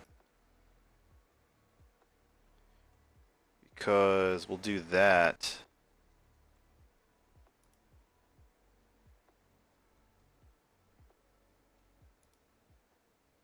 Yeah, it should be cool and it's going to be a hell of a challenge, but I don't know, I'm always down for a challenge. Yeah, man. I'm telling everybody they need to start using Unreal. I mean, all of us should have been using Unreal all this time, I think. It's so powerful and it's really beneficial to see your work in not only real time, but like I said, it also serves as a cinematic destination as well. So, same.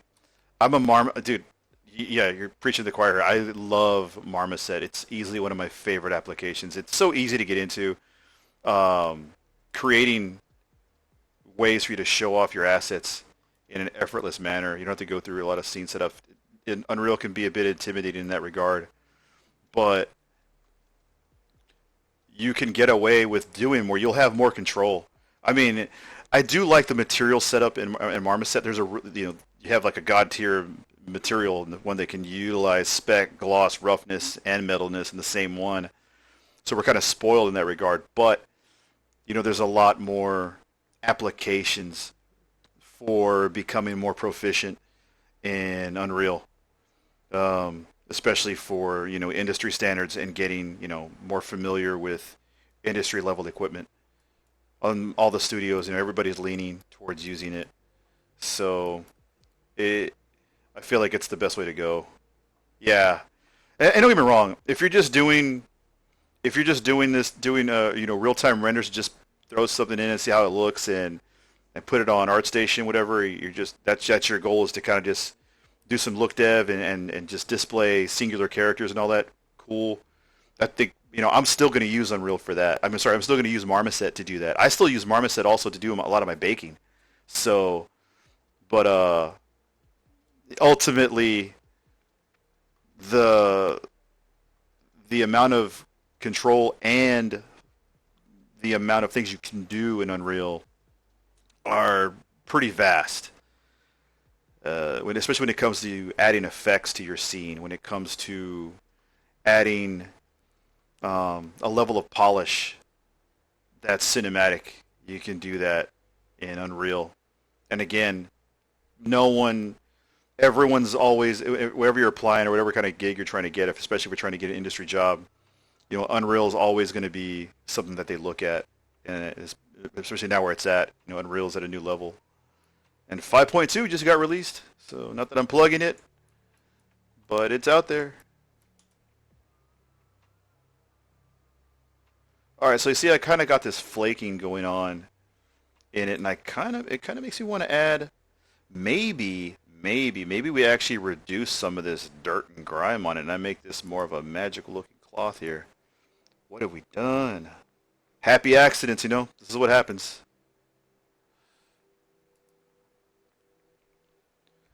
Let me start doing that now. I'm going to go back in here and I'm going to start kind of reducing maybe some of the griminess that we have going on. And maybe we start make this fabric look nicer. Let's get rid of this right here. No, which one is it?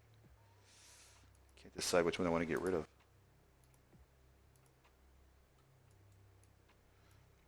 Maybe the one that's adding to the AO.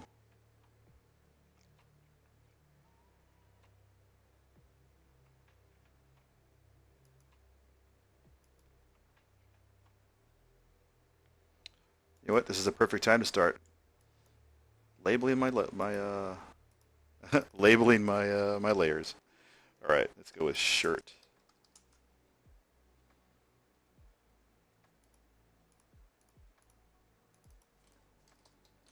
Collar.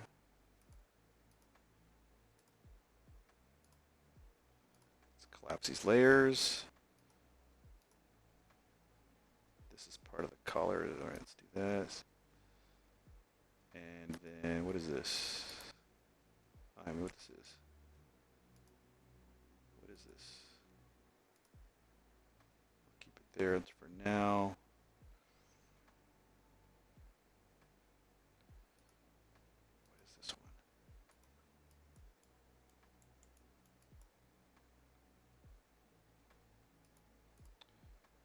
Okay, I'm going to call this blue flakes.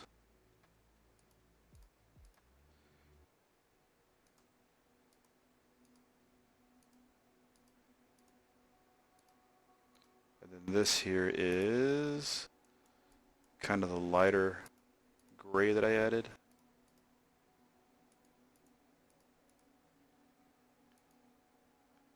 Is this too high? We should bring that down a bit. I need to get what's creating this darker. I think this is like dirt or something that I have in the layer, but I got so layer happy. What have I done? Let's get rid of the tears. We don't need tears. Nope, I hate that. Let's get rid of that. Creases, don't like them. Delete them. Man, but some of these materials, I tell you, they're so powerful. They give you so many extra layers of things you could use. Oh my god, what is causing that? It's got to be in here. Where are you? There you go, I think it's the dirt. Let's bring this down a bit.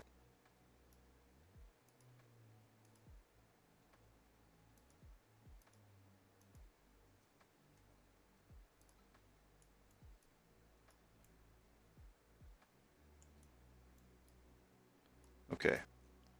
All that done, I'm gonna go up to the blue flakes again and start adding some more of that into this scene or into this asset. And then I'm gonna add that into the cape. That should look kind of neat. I imagine when she's rotating, and we're gonna have the lighting on her, or whenever I'm doing like turntables of her. I'm hoping the glint in that and this will kind of like those little glint specks will pop up in the renders and look kind of neat. So what I'm gonna do here is I'm gonna duplicate this, and then I'm gonna make adjustments. Hide this one here, and we're going to. This was the one we messed with the grunge. I'm gonna hit random. I thought I would change the seed of what's going on here. This is doing nothing. What's happening? Okay, you're there. You're doing something. There we are. Okay, okay. Here we go.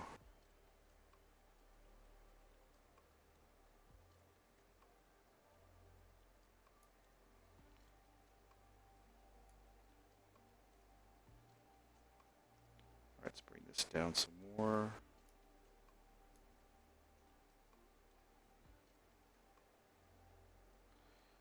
Let's bring the contrast up.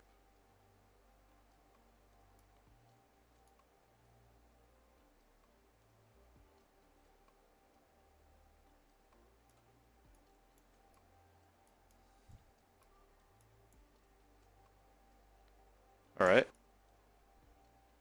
Let's turn on the other one. Okay. But I think for this one, maybe we turn off the color and it's only in like the spec. Or I'm sorry, in the it's only in our roughness.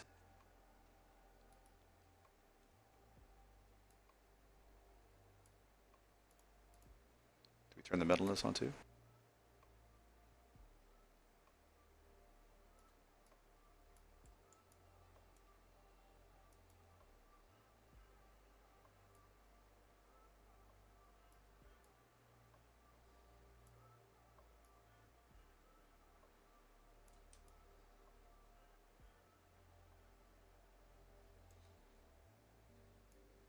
We definitely add a color. So we'll add, maybe we do a different type of color. Maybe we go more into the purple range.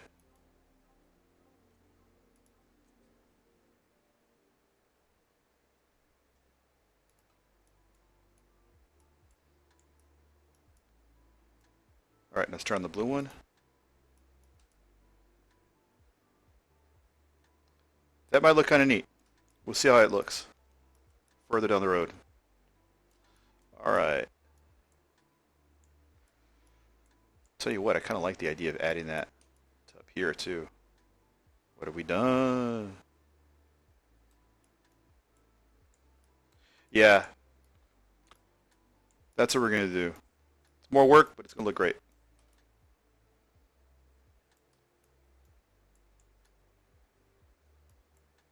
See how this gold came out over here. This ornamenting I did in ZBrush. Now I was kind of liking the idea of doing some X's for X-Men and then O's because it's cute like that. You got X's and O's and hearts. But, you know, she's a woman scorned. She's still mad. But she's driven by love and by her necessity for things that she's owed. For all of you who don't know who Madelyne Pryor is, go look her up. She's one of the coolest, I think, X-Men villains. She's like one of my favorites.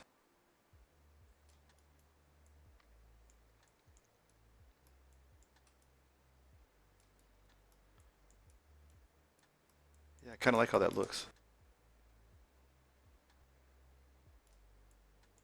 So we have blue, and then we have, let me see. Let's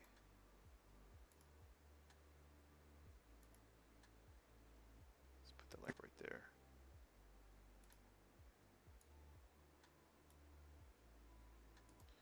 Let's bring the purple down a little bit.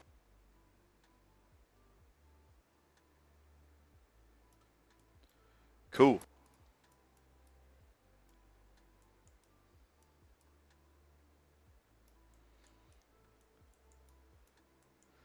Top looks good, but I think adding some glint. I tried doing that in the other in Marmoset. Have you used by chance the new glint material that they added, or that glint attribute they added to the materials by chance? I used it more recently in one of my last posts showing off Madelyne Pryor's head.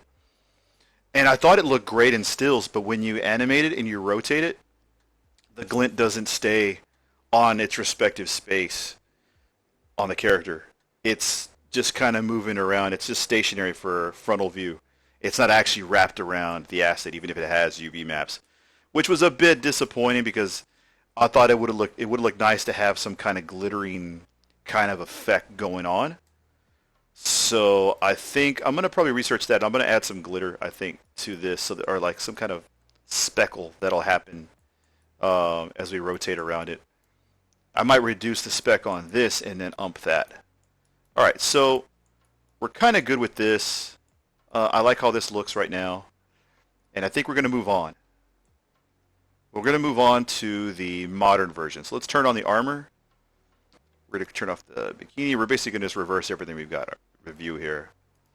Let's turn on body modern. We'll turn on, oh no, what happened to her body? What is this? Oh, she's got some dumb material that's on there. Make sure she's got fungus on her. We can't have that. Purple fungus, terrible. All right, we'll leave the boots. We'll turn off classic. We're going to turn off the classic gold. We're going to turn off classic jewel. We'll keep the head on. We'll get rid of this material, and we'll turn on that. All right, cool. We're back. I already started on this one a little bit. Obviously, the boots are the same. I wasn't sure if I want to do the purple on the inside of it, or if I want to do red. Purple's obviously more royal, but red is fire. Also, what if I did? No. I think maybe on the classic version, I think I'll do on the inside of it. I'm going to align that with red. I think on this one, we'll do purple on the inside, kind of a dark gray on the outside. What say you? You agree? Let's agree. All right. Give me 1 second. Got those messages, yo.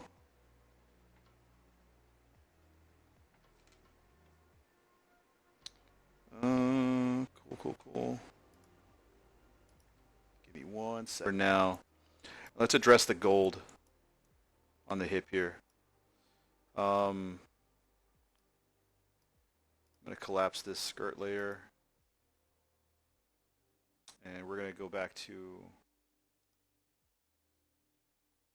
our materials that we have available for us.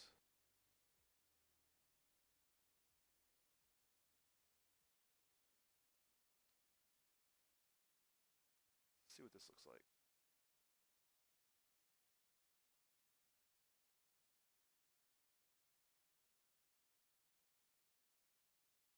Let's give it a second. It's thinking.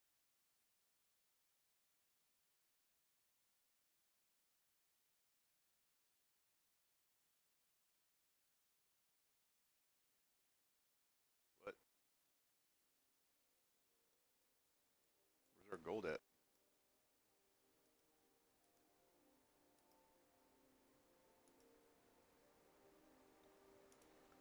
All right, let's just remove mask.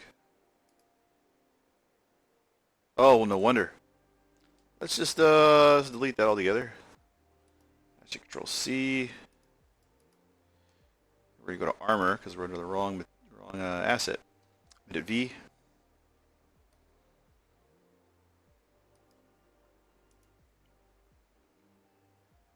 Right click. And let's add this to color selection as well.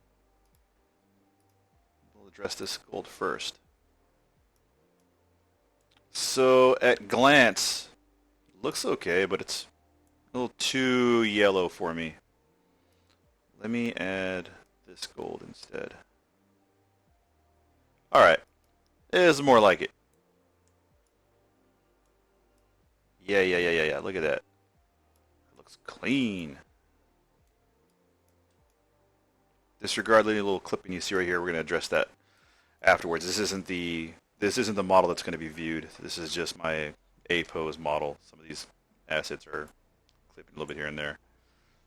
What I could do is I could just hide modern and then turn on bikini bottom, and there we go.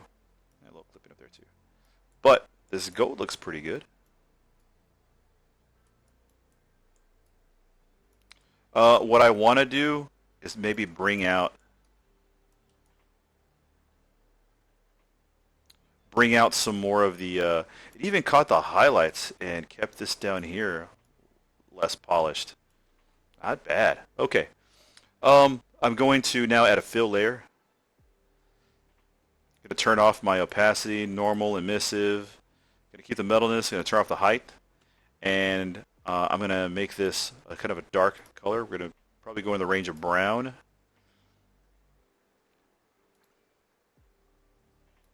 Let's see. Let's go more like. Let's go with this range, maybe in here. Okay. I'm going to turn the roughness up here. It's a pretty drab color. It's going to be in the metalness, but yeah.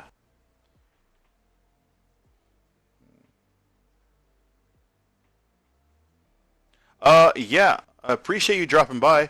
Yeah, I'm actually recording this session, and it hasn't crashed. Knocking on wood. Knocking on wood. The other previous times I tried recording, it ended up going kaput. So what I'll end up doing is I'll go through the edit, maybe tonight, maybe tomorrow morning, one of the two, and edit it and get it down a little bit more refined so that we've got all the juicy bits and all the stuff we really want to see, as opposed to like some of the downtime and iteration time of me kind of just stumbling through stuff here. So I'll kind of tighten it up a bit. It'll still be long, but we'll tighten it up a bit, and I'll put it on YouTube and on here to view. But thank you. Hey, what time is it over there anyway? Should be early, right? Let's see. I'm going to now mask off this area. No, not by color selection, silly. Mask by bitmap. We're going to go with AO. I'm going to type in armor to bring up my armor textures. AO. No, they're not there. Where's that? Maybe I had it under modern.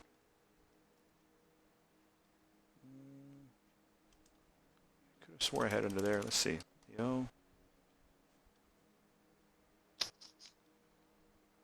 Where is it? What's the naming convention? It should just be under armor. 11 a.m. Oh, okay. Yeah. We are 12 hours difference. Well, thank you for joining me on 11 a.m. your time. Let's go to my textures. I'm looking off screen here, and I'm looking at the texture and asset folder over here. Modern clothes. Oh, duh. I have it under metal. Let me go under mask. Metal AO. Oh, that didn't help at all. But it's right here. All right. If you'll notice, now it looks kind of funky. It looks like some really dull gold. That's because we're on the way the mask has been applied for this fill layer. It's been applied in the wrong value. What I'm going to do is I'm going to add right click, add levels. Go over to invert, and now this is what we want to see. Now I'm going to increase and adjust the levels a little bit so I can start to kind of. I'm happy to hear that. I'm glad. I hope some of what I do makes some sense. even all the shenanigans and lollygagging we do between iteration time and fumbling through our beautiful little accidents that happen. All right, so I'm going to bring that up about right there. And this is on the gold up here too.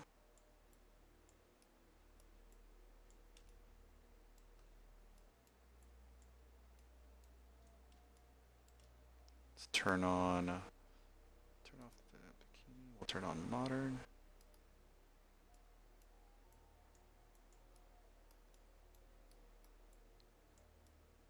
All right, so we've got, this is looking pretty good, but I really want to add a little bit more edginess and depth to this, to these crevices. So along with our darkness that we have going on here, in fact, let's see what if we go a little bit darker.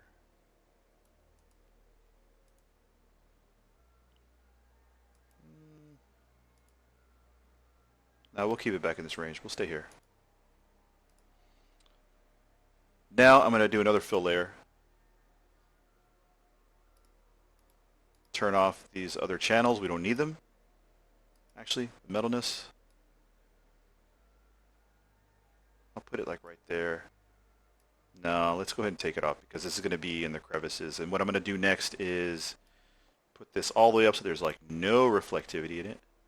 Kind of like how this one was over here. Actually, so I'm going to reduce this one here. This one's going to be completely black.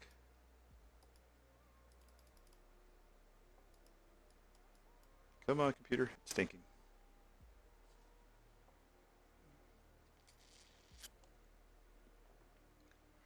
All right.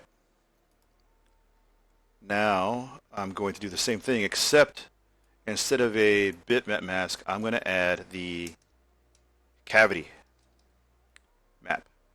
All the cavities that all the crevices and stuff that were rendered and baked are now going to be a source for us to use in all these little nooks and crannies where you can see right now we're at the opposite. So now I'm going to go back over here and again add levels, invert, and now we're going to have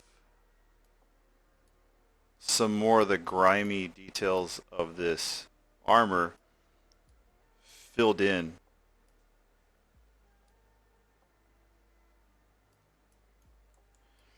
Now it's really harsh right now. Too harsh. But I always like to go too far and then bring it back in. That way, I always hate to try to keep pushing something and pushing something. Now, if I'll go as far as I can and then start to refine it and bring it back in a bit. So this is right there. In fact, let me hide this one. And what if we bring this up, and then what if we, I'm going to try this out. I'm going to put this in a folder. And this folder, I'm going to turn this now into the same thing as well, but I'm going to go back to referencing the AO. Let's see what we get out of that.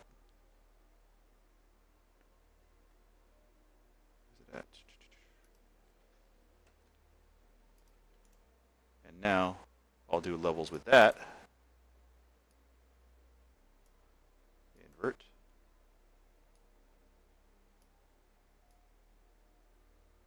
So now it's tightened it up even more. And only in the areas of the opposite of the ambient occlusion.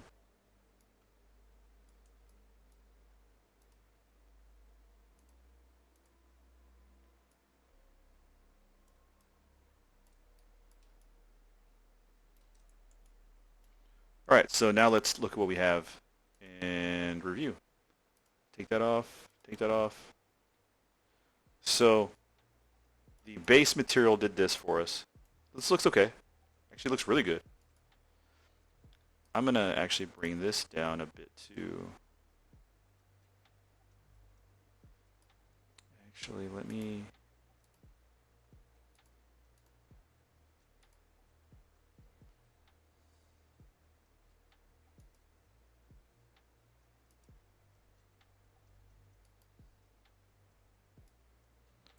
And let's increase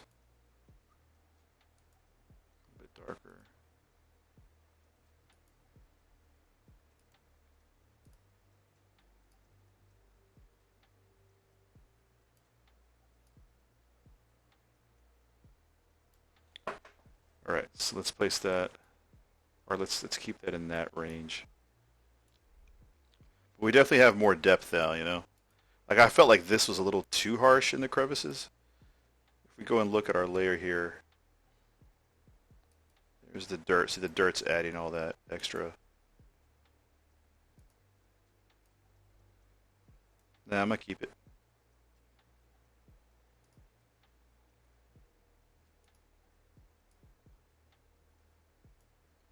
And then I'll add this extra one, which adds even more depth in here. Do you want to get more out of it? Could we? Maybe. We want to? I don't know. I think this looks pretty good right now. Let me go to my folder here.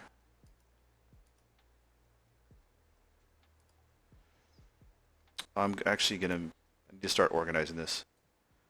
So let's create a new folder. And we're gonna call this gold armor base. This is our gonna be our primary gold that we're gonna use. I'm gonna drop all these in here.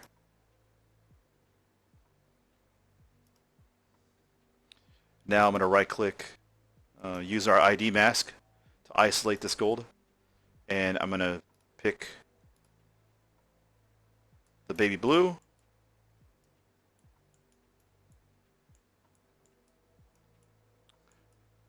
Let's pick also this, her little amulet thing. Well, let's turn on the jewel too. The jewel is here. Here we go. She's also got one up there. And maybe, because I want to change, there's definitely going to be different values of gold that are going to be utilized. So, because I don't want it to just look like she's just a big glob hood ornament, you know? Just big gold ornament just sitting there. I would like to break it up to where we have silvers, some gold, some more polished gold, darker gold. So we'll have like maybe a darker gold on this section, brighter gold on this upper part, maybe silver here. I'm also thinking silver on this X. This X is, you know, it's ornamenting, but it's also to show off the X-Men X. It's like a big kind of Easter egg for X-Men. And then we're also going to place, this is a diamond, and that's specifically Mr. Sinister's diamond that has been removed from his head, and now she's wearing it. Because this is a triumphant version of Madelyne Pryor, who has gotten everything she wants. She's invaded our realm, and she's bringing Limbo with her. So let's do that. Let's see how the gold looks on. Oh no! What is this? Okay, I thought I was gonna do the whole thing. This looks good on here. Let's see. Maybe should we keep it?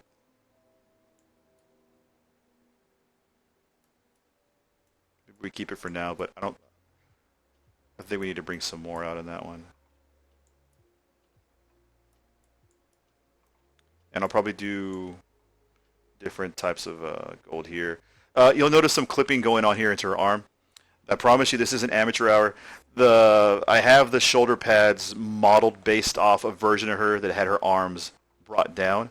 Right now she's in her A pose, and this is my A pose model. This isn't the one that we're going to be using for rendering or for real-time posing and stuff. So this is just the A pose. I have everything just kind of laid out and on her body as if it was going to be animated. So let's see. Maybe we next. All right, let's see. I think I need to, I don't know, maybe refine some of this edging here. It's a little too dark, I think, for me. Hmm.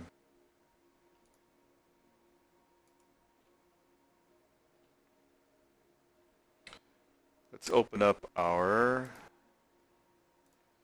let's break this down a little bit more.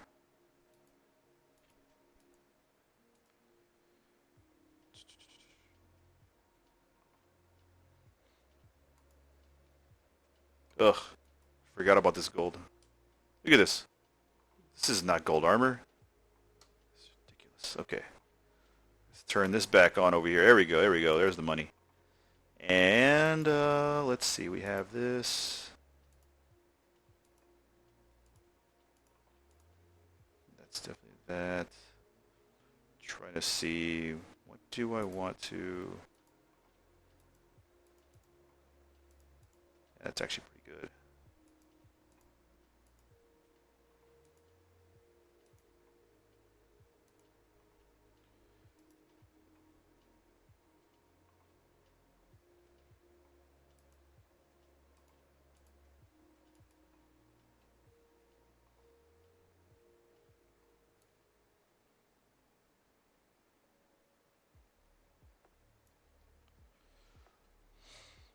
Hmm.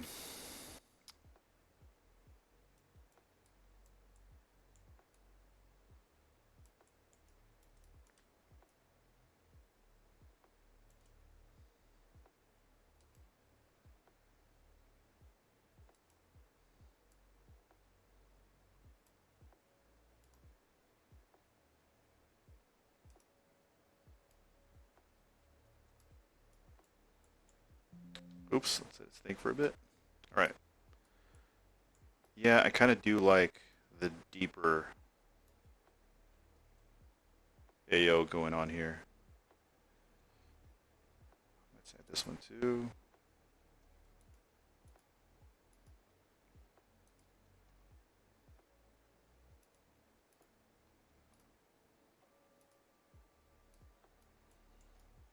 Let's see. Thank you. Really appreciate that.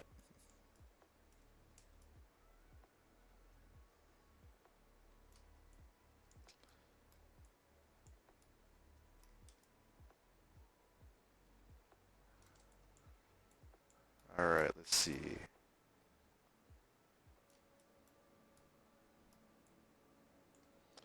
Let me go through my. I'm going through my assets folder here. I'm gonna go to my.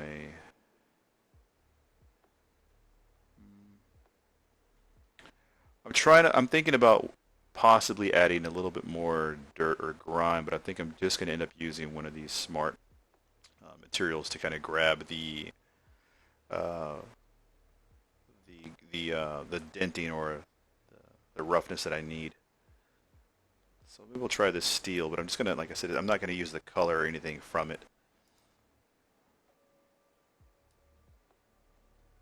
I just want to get the relief from the roughness map, or sorry, from the height map, and see what it does. It's just for curiosity to see how it goes. All right, so look what it did. It kind of really beat it up, right? Now let's open this up and let's get rid of the base. And let's get to this roughness dirt. Let's get rid of these. Let's see the dirt here. Let's get rid of that. We'll keep this sharpened. Maybe we get rid of we bring down this dirt occlusion. It's really beating up the surface here. There's the bumps. So let's see what we still have from it.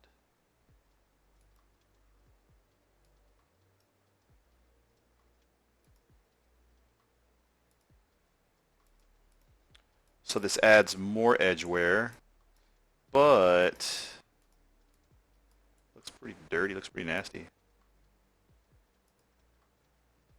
So maybe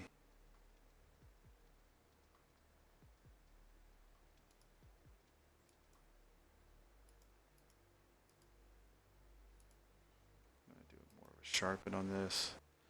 In fact, I'm going to take the sharpen and I'm going to add it up here. So we're going to keep that.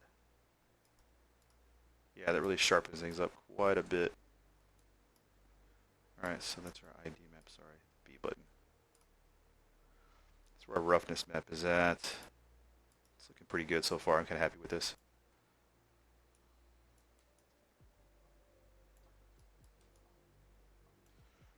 I'm going to go back. Let's add.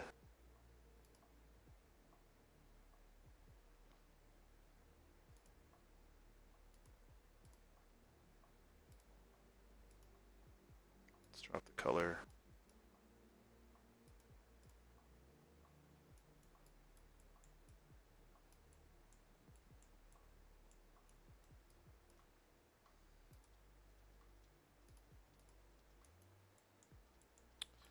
I don't think we're getting anything more of this than what we need.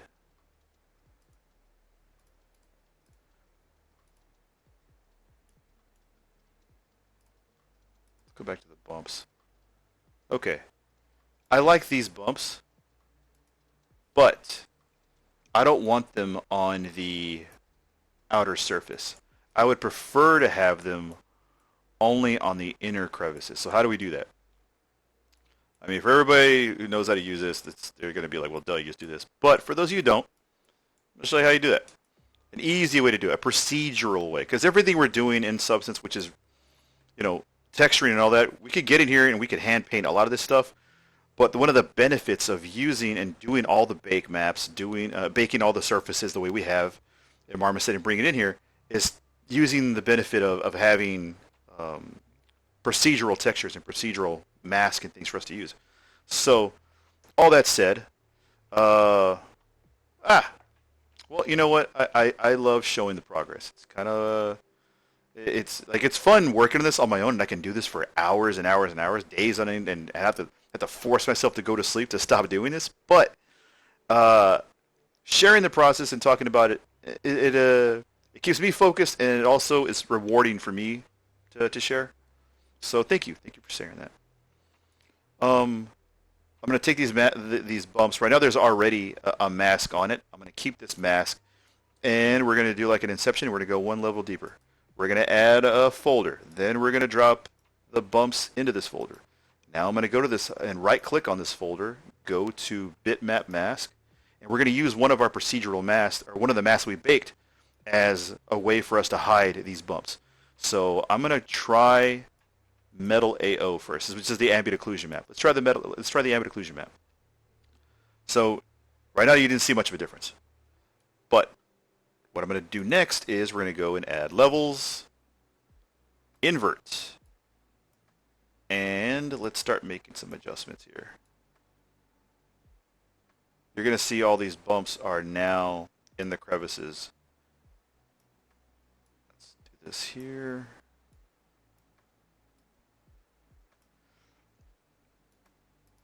And you know what? Let's get some more out of it. Let's add some more. We're going to do this. We're going to go bump map. We're going to go to cavity. Metal. Let's go to end. Let's see. Where is my cavity map? There it is. That one right there. All right. See it? It's all on the surface, like the actual outer surface area. We don't want that. So we're going to go again to levels. And I'm going to hit invert. Boosh. And now everything is going to be on the inner side. Okay, so let's go ahead and increase it.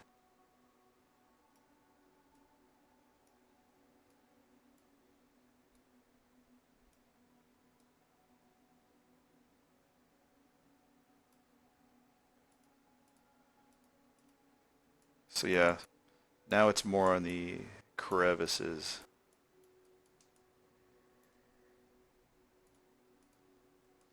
So we got some more granule stuff going on, which sells for me the realism of it more, you know.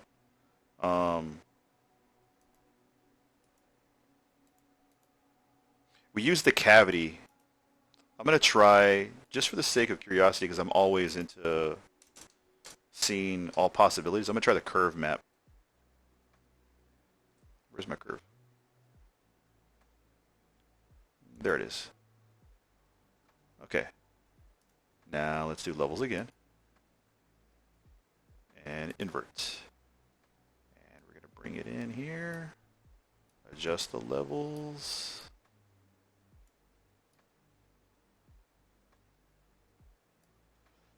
What do we got? What do we got? So now it's not so much on the edges out here, like the furthest points, but it's within the crevices more.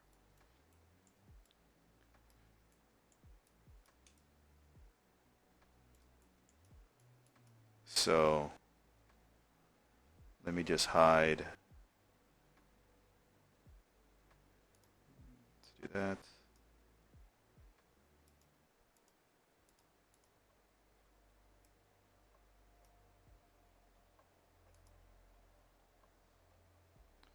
Making some more adjustments to it.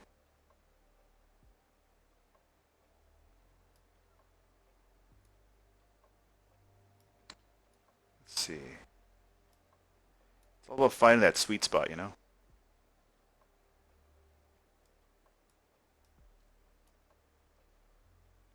That's too much. How do we feel about this?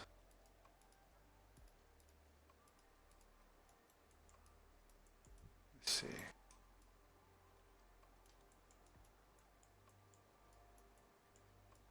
Now up here it is a bit too much. We're going to have to probably do away with it up here.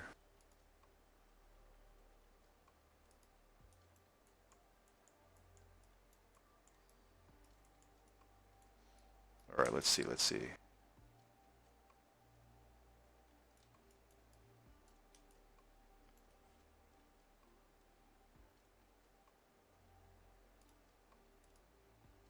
Trying to think, do I need more or are we good? The sharpen is actually helping out quite a bit too. Really make some of these little granule porous looking values pop more. I think we let it ride for now.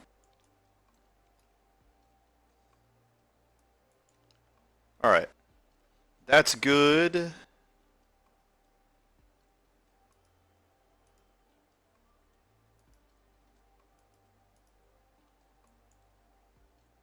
This is the dirt pass. Actually not bad. Kind of, I don't mind that actually. It dulls it up, yes, a little bit, but kind of a necessity. Otherwise maybe it's too polished with it. I'll keep it for now. Alright, now this is where we get a little too much noise. There's too much going on here. This is edge damage. Let's go ahead and, for one, get rid of the color. Oh, the color is actually pretty good. We'll reduce the height. That's what we'll do. Let's bring the height up to, like, right there, maybe? Trying to see, do we want the height to be on the positive or the negative? So, oof. Actually, we'll go right there.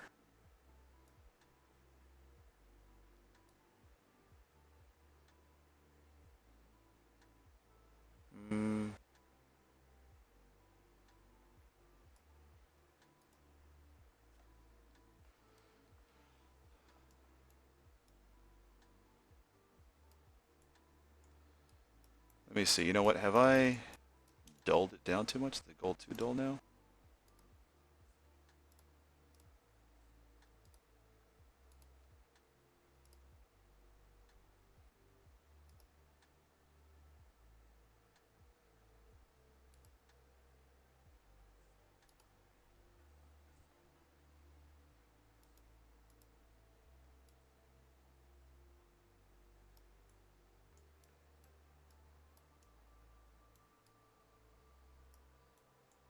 It does look pretty strong, you know, from a distance.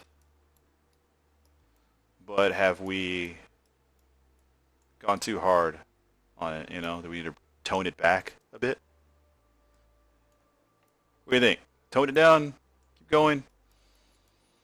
Alright, I think what I'm going to do... Let's see, maybe... Yeah, that's definitely too much. We'll get rid of that.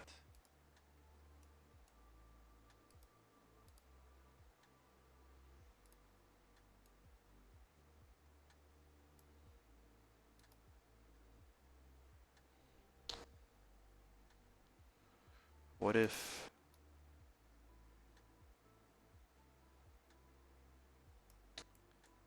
Okay. A little bit of that polish coming through isn't too bad. I thought it would be horrible, but it's actually not. That's this right here, which is actually more of like a silver, but it coming through on the edges isn't too bad, like right around there. And maybe we just get rid of the edge bumps. Let me get rid of that.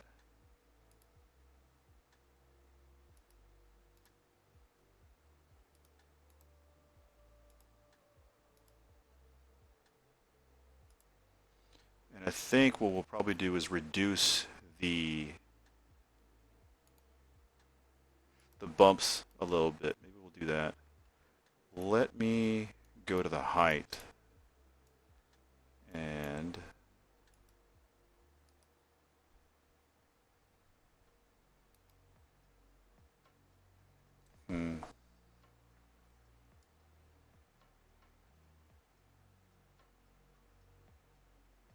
whoa, it's too much.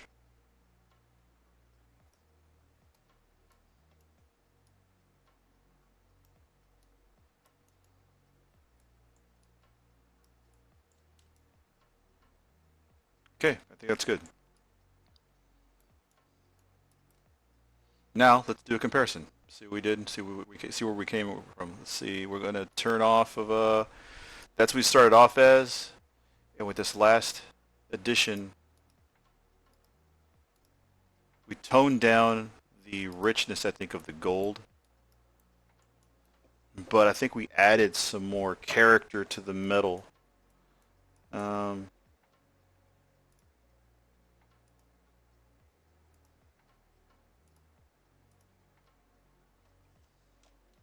did we sacrifice too much? Did we take too much away from the metal?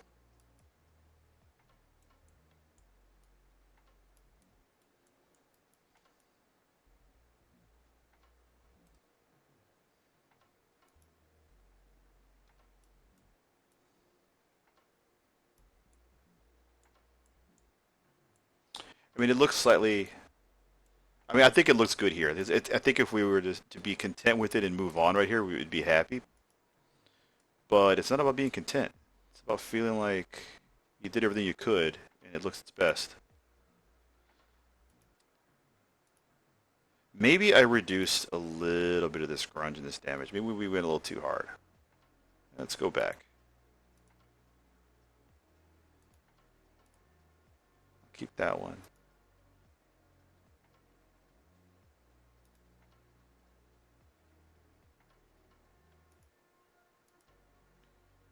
Okay, that looks good.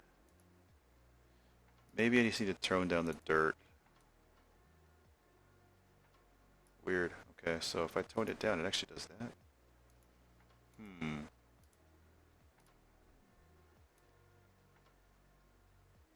Yikes.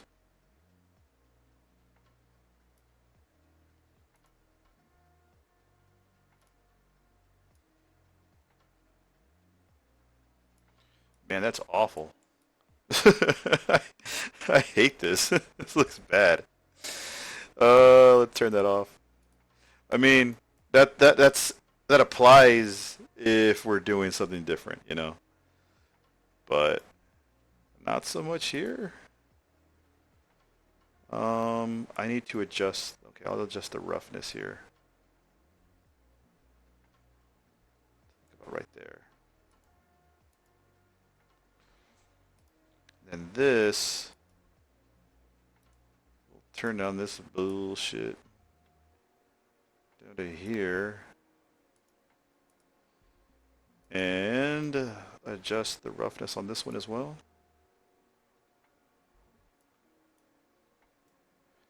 And the dirt.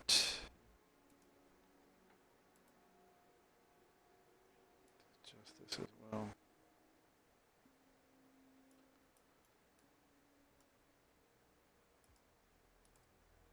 Okay. So we went back and we added some more spotting and speckling to the gold, so it looks more.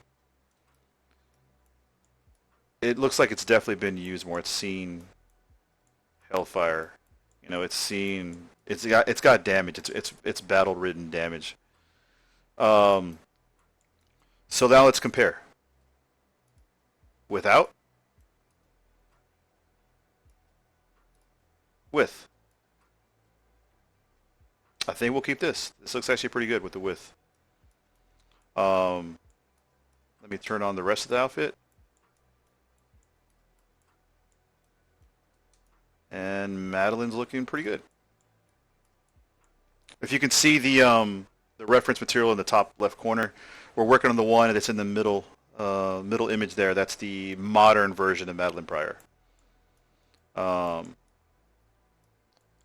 I feel good about where we're at so far, and we're going to keep going. I need to go back to start working on the skirt here, but I thought I'd take a break and start working on the armor some more. Um, I think, let's see, should we apply the same treatment to the rest of the gold, to these little gold clasps? So I guess it would make sense, but maybe we just, hmm, color select, pick. I'm gonna get this guy here, and we're gonna pick this one here. What you just saw right now is me using the color ID map to isolate areas of the model that I want to apply the material to. Disregard, again, I always keep mentioning it, disregard the clipping that you see going on here. The clipping is purely for from the A pose model that I'm going to be adjusting for poses and for the diorama I'm working on.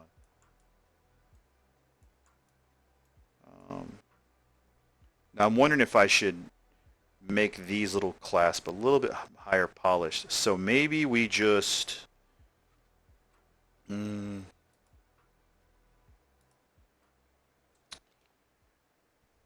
going to hit duplicate to this ruined steel material that I created, and I'm going to add a ID mask with color selection. I'm going to pick this one, and I'm going to pick, well, you know what, I'll leave that. We're just going to play with this little ring piece here, and I'm going to open this up,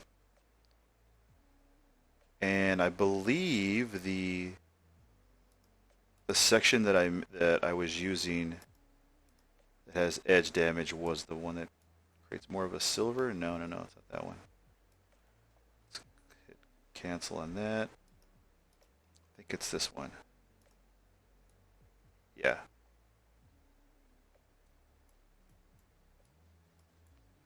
So I think I'm going to go with more of a worn looking polished gold here to create a little bit of contrast.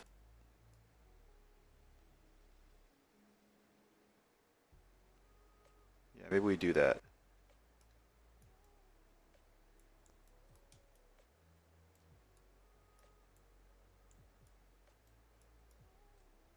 What do you think?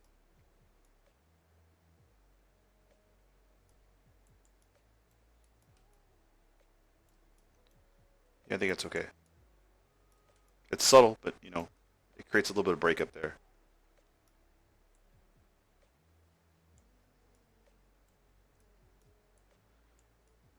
And now, this doesn't look too bad. I kind of like all this randomness of randomness going on here. Not bad, not bad. Maybe we keep it.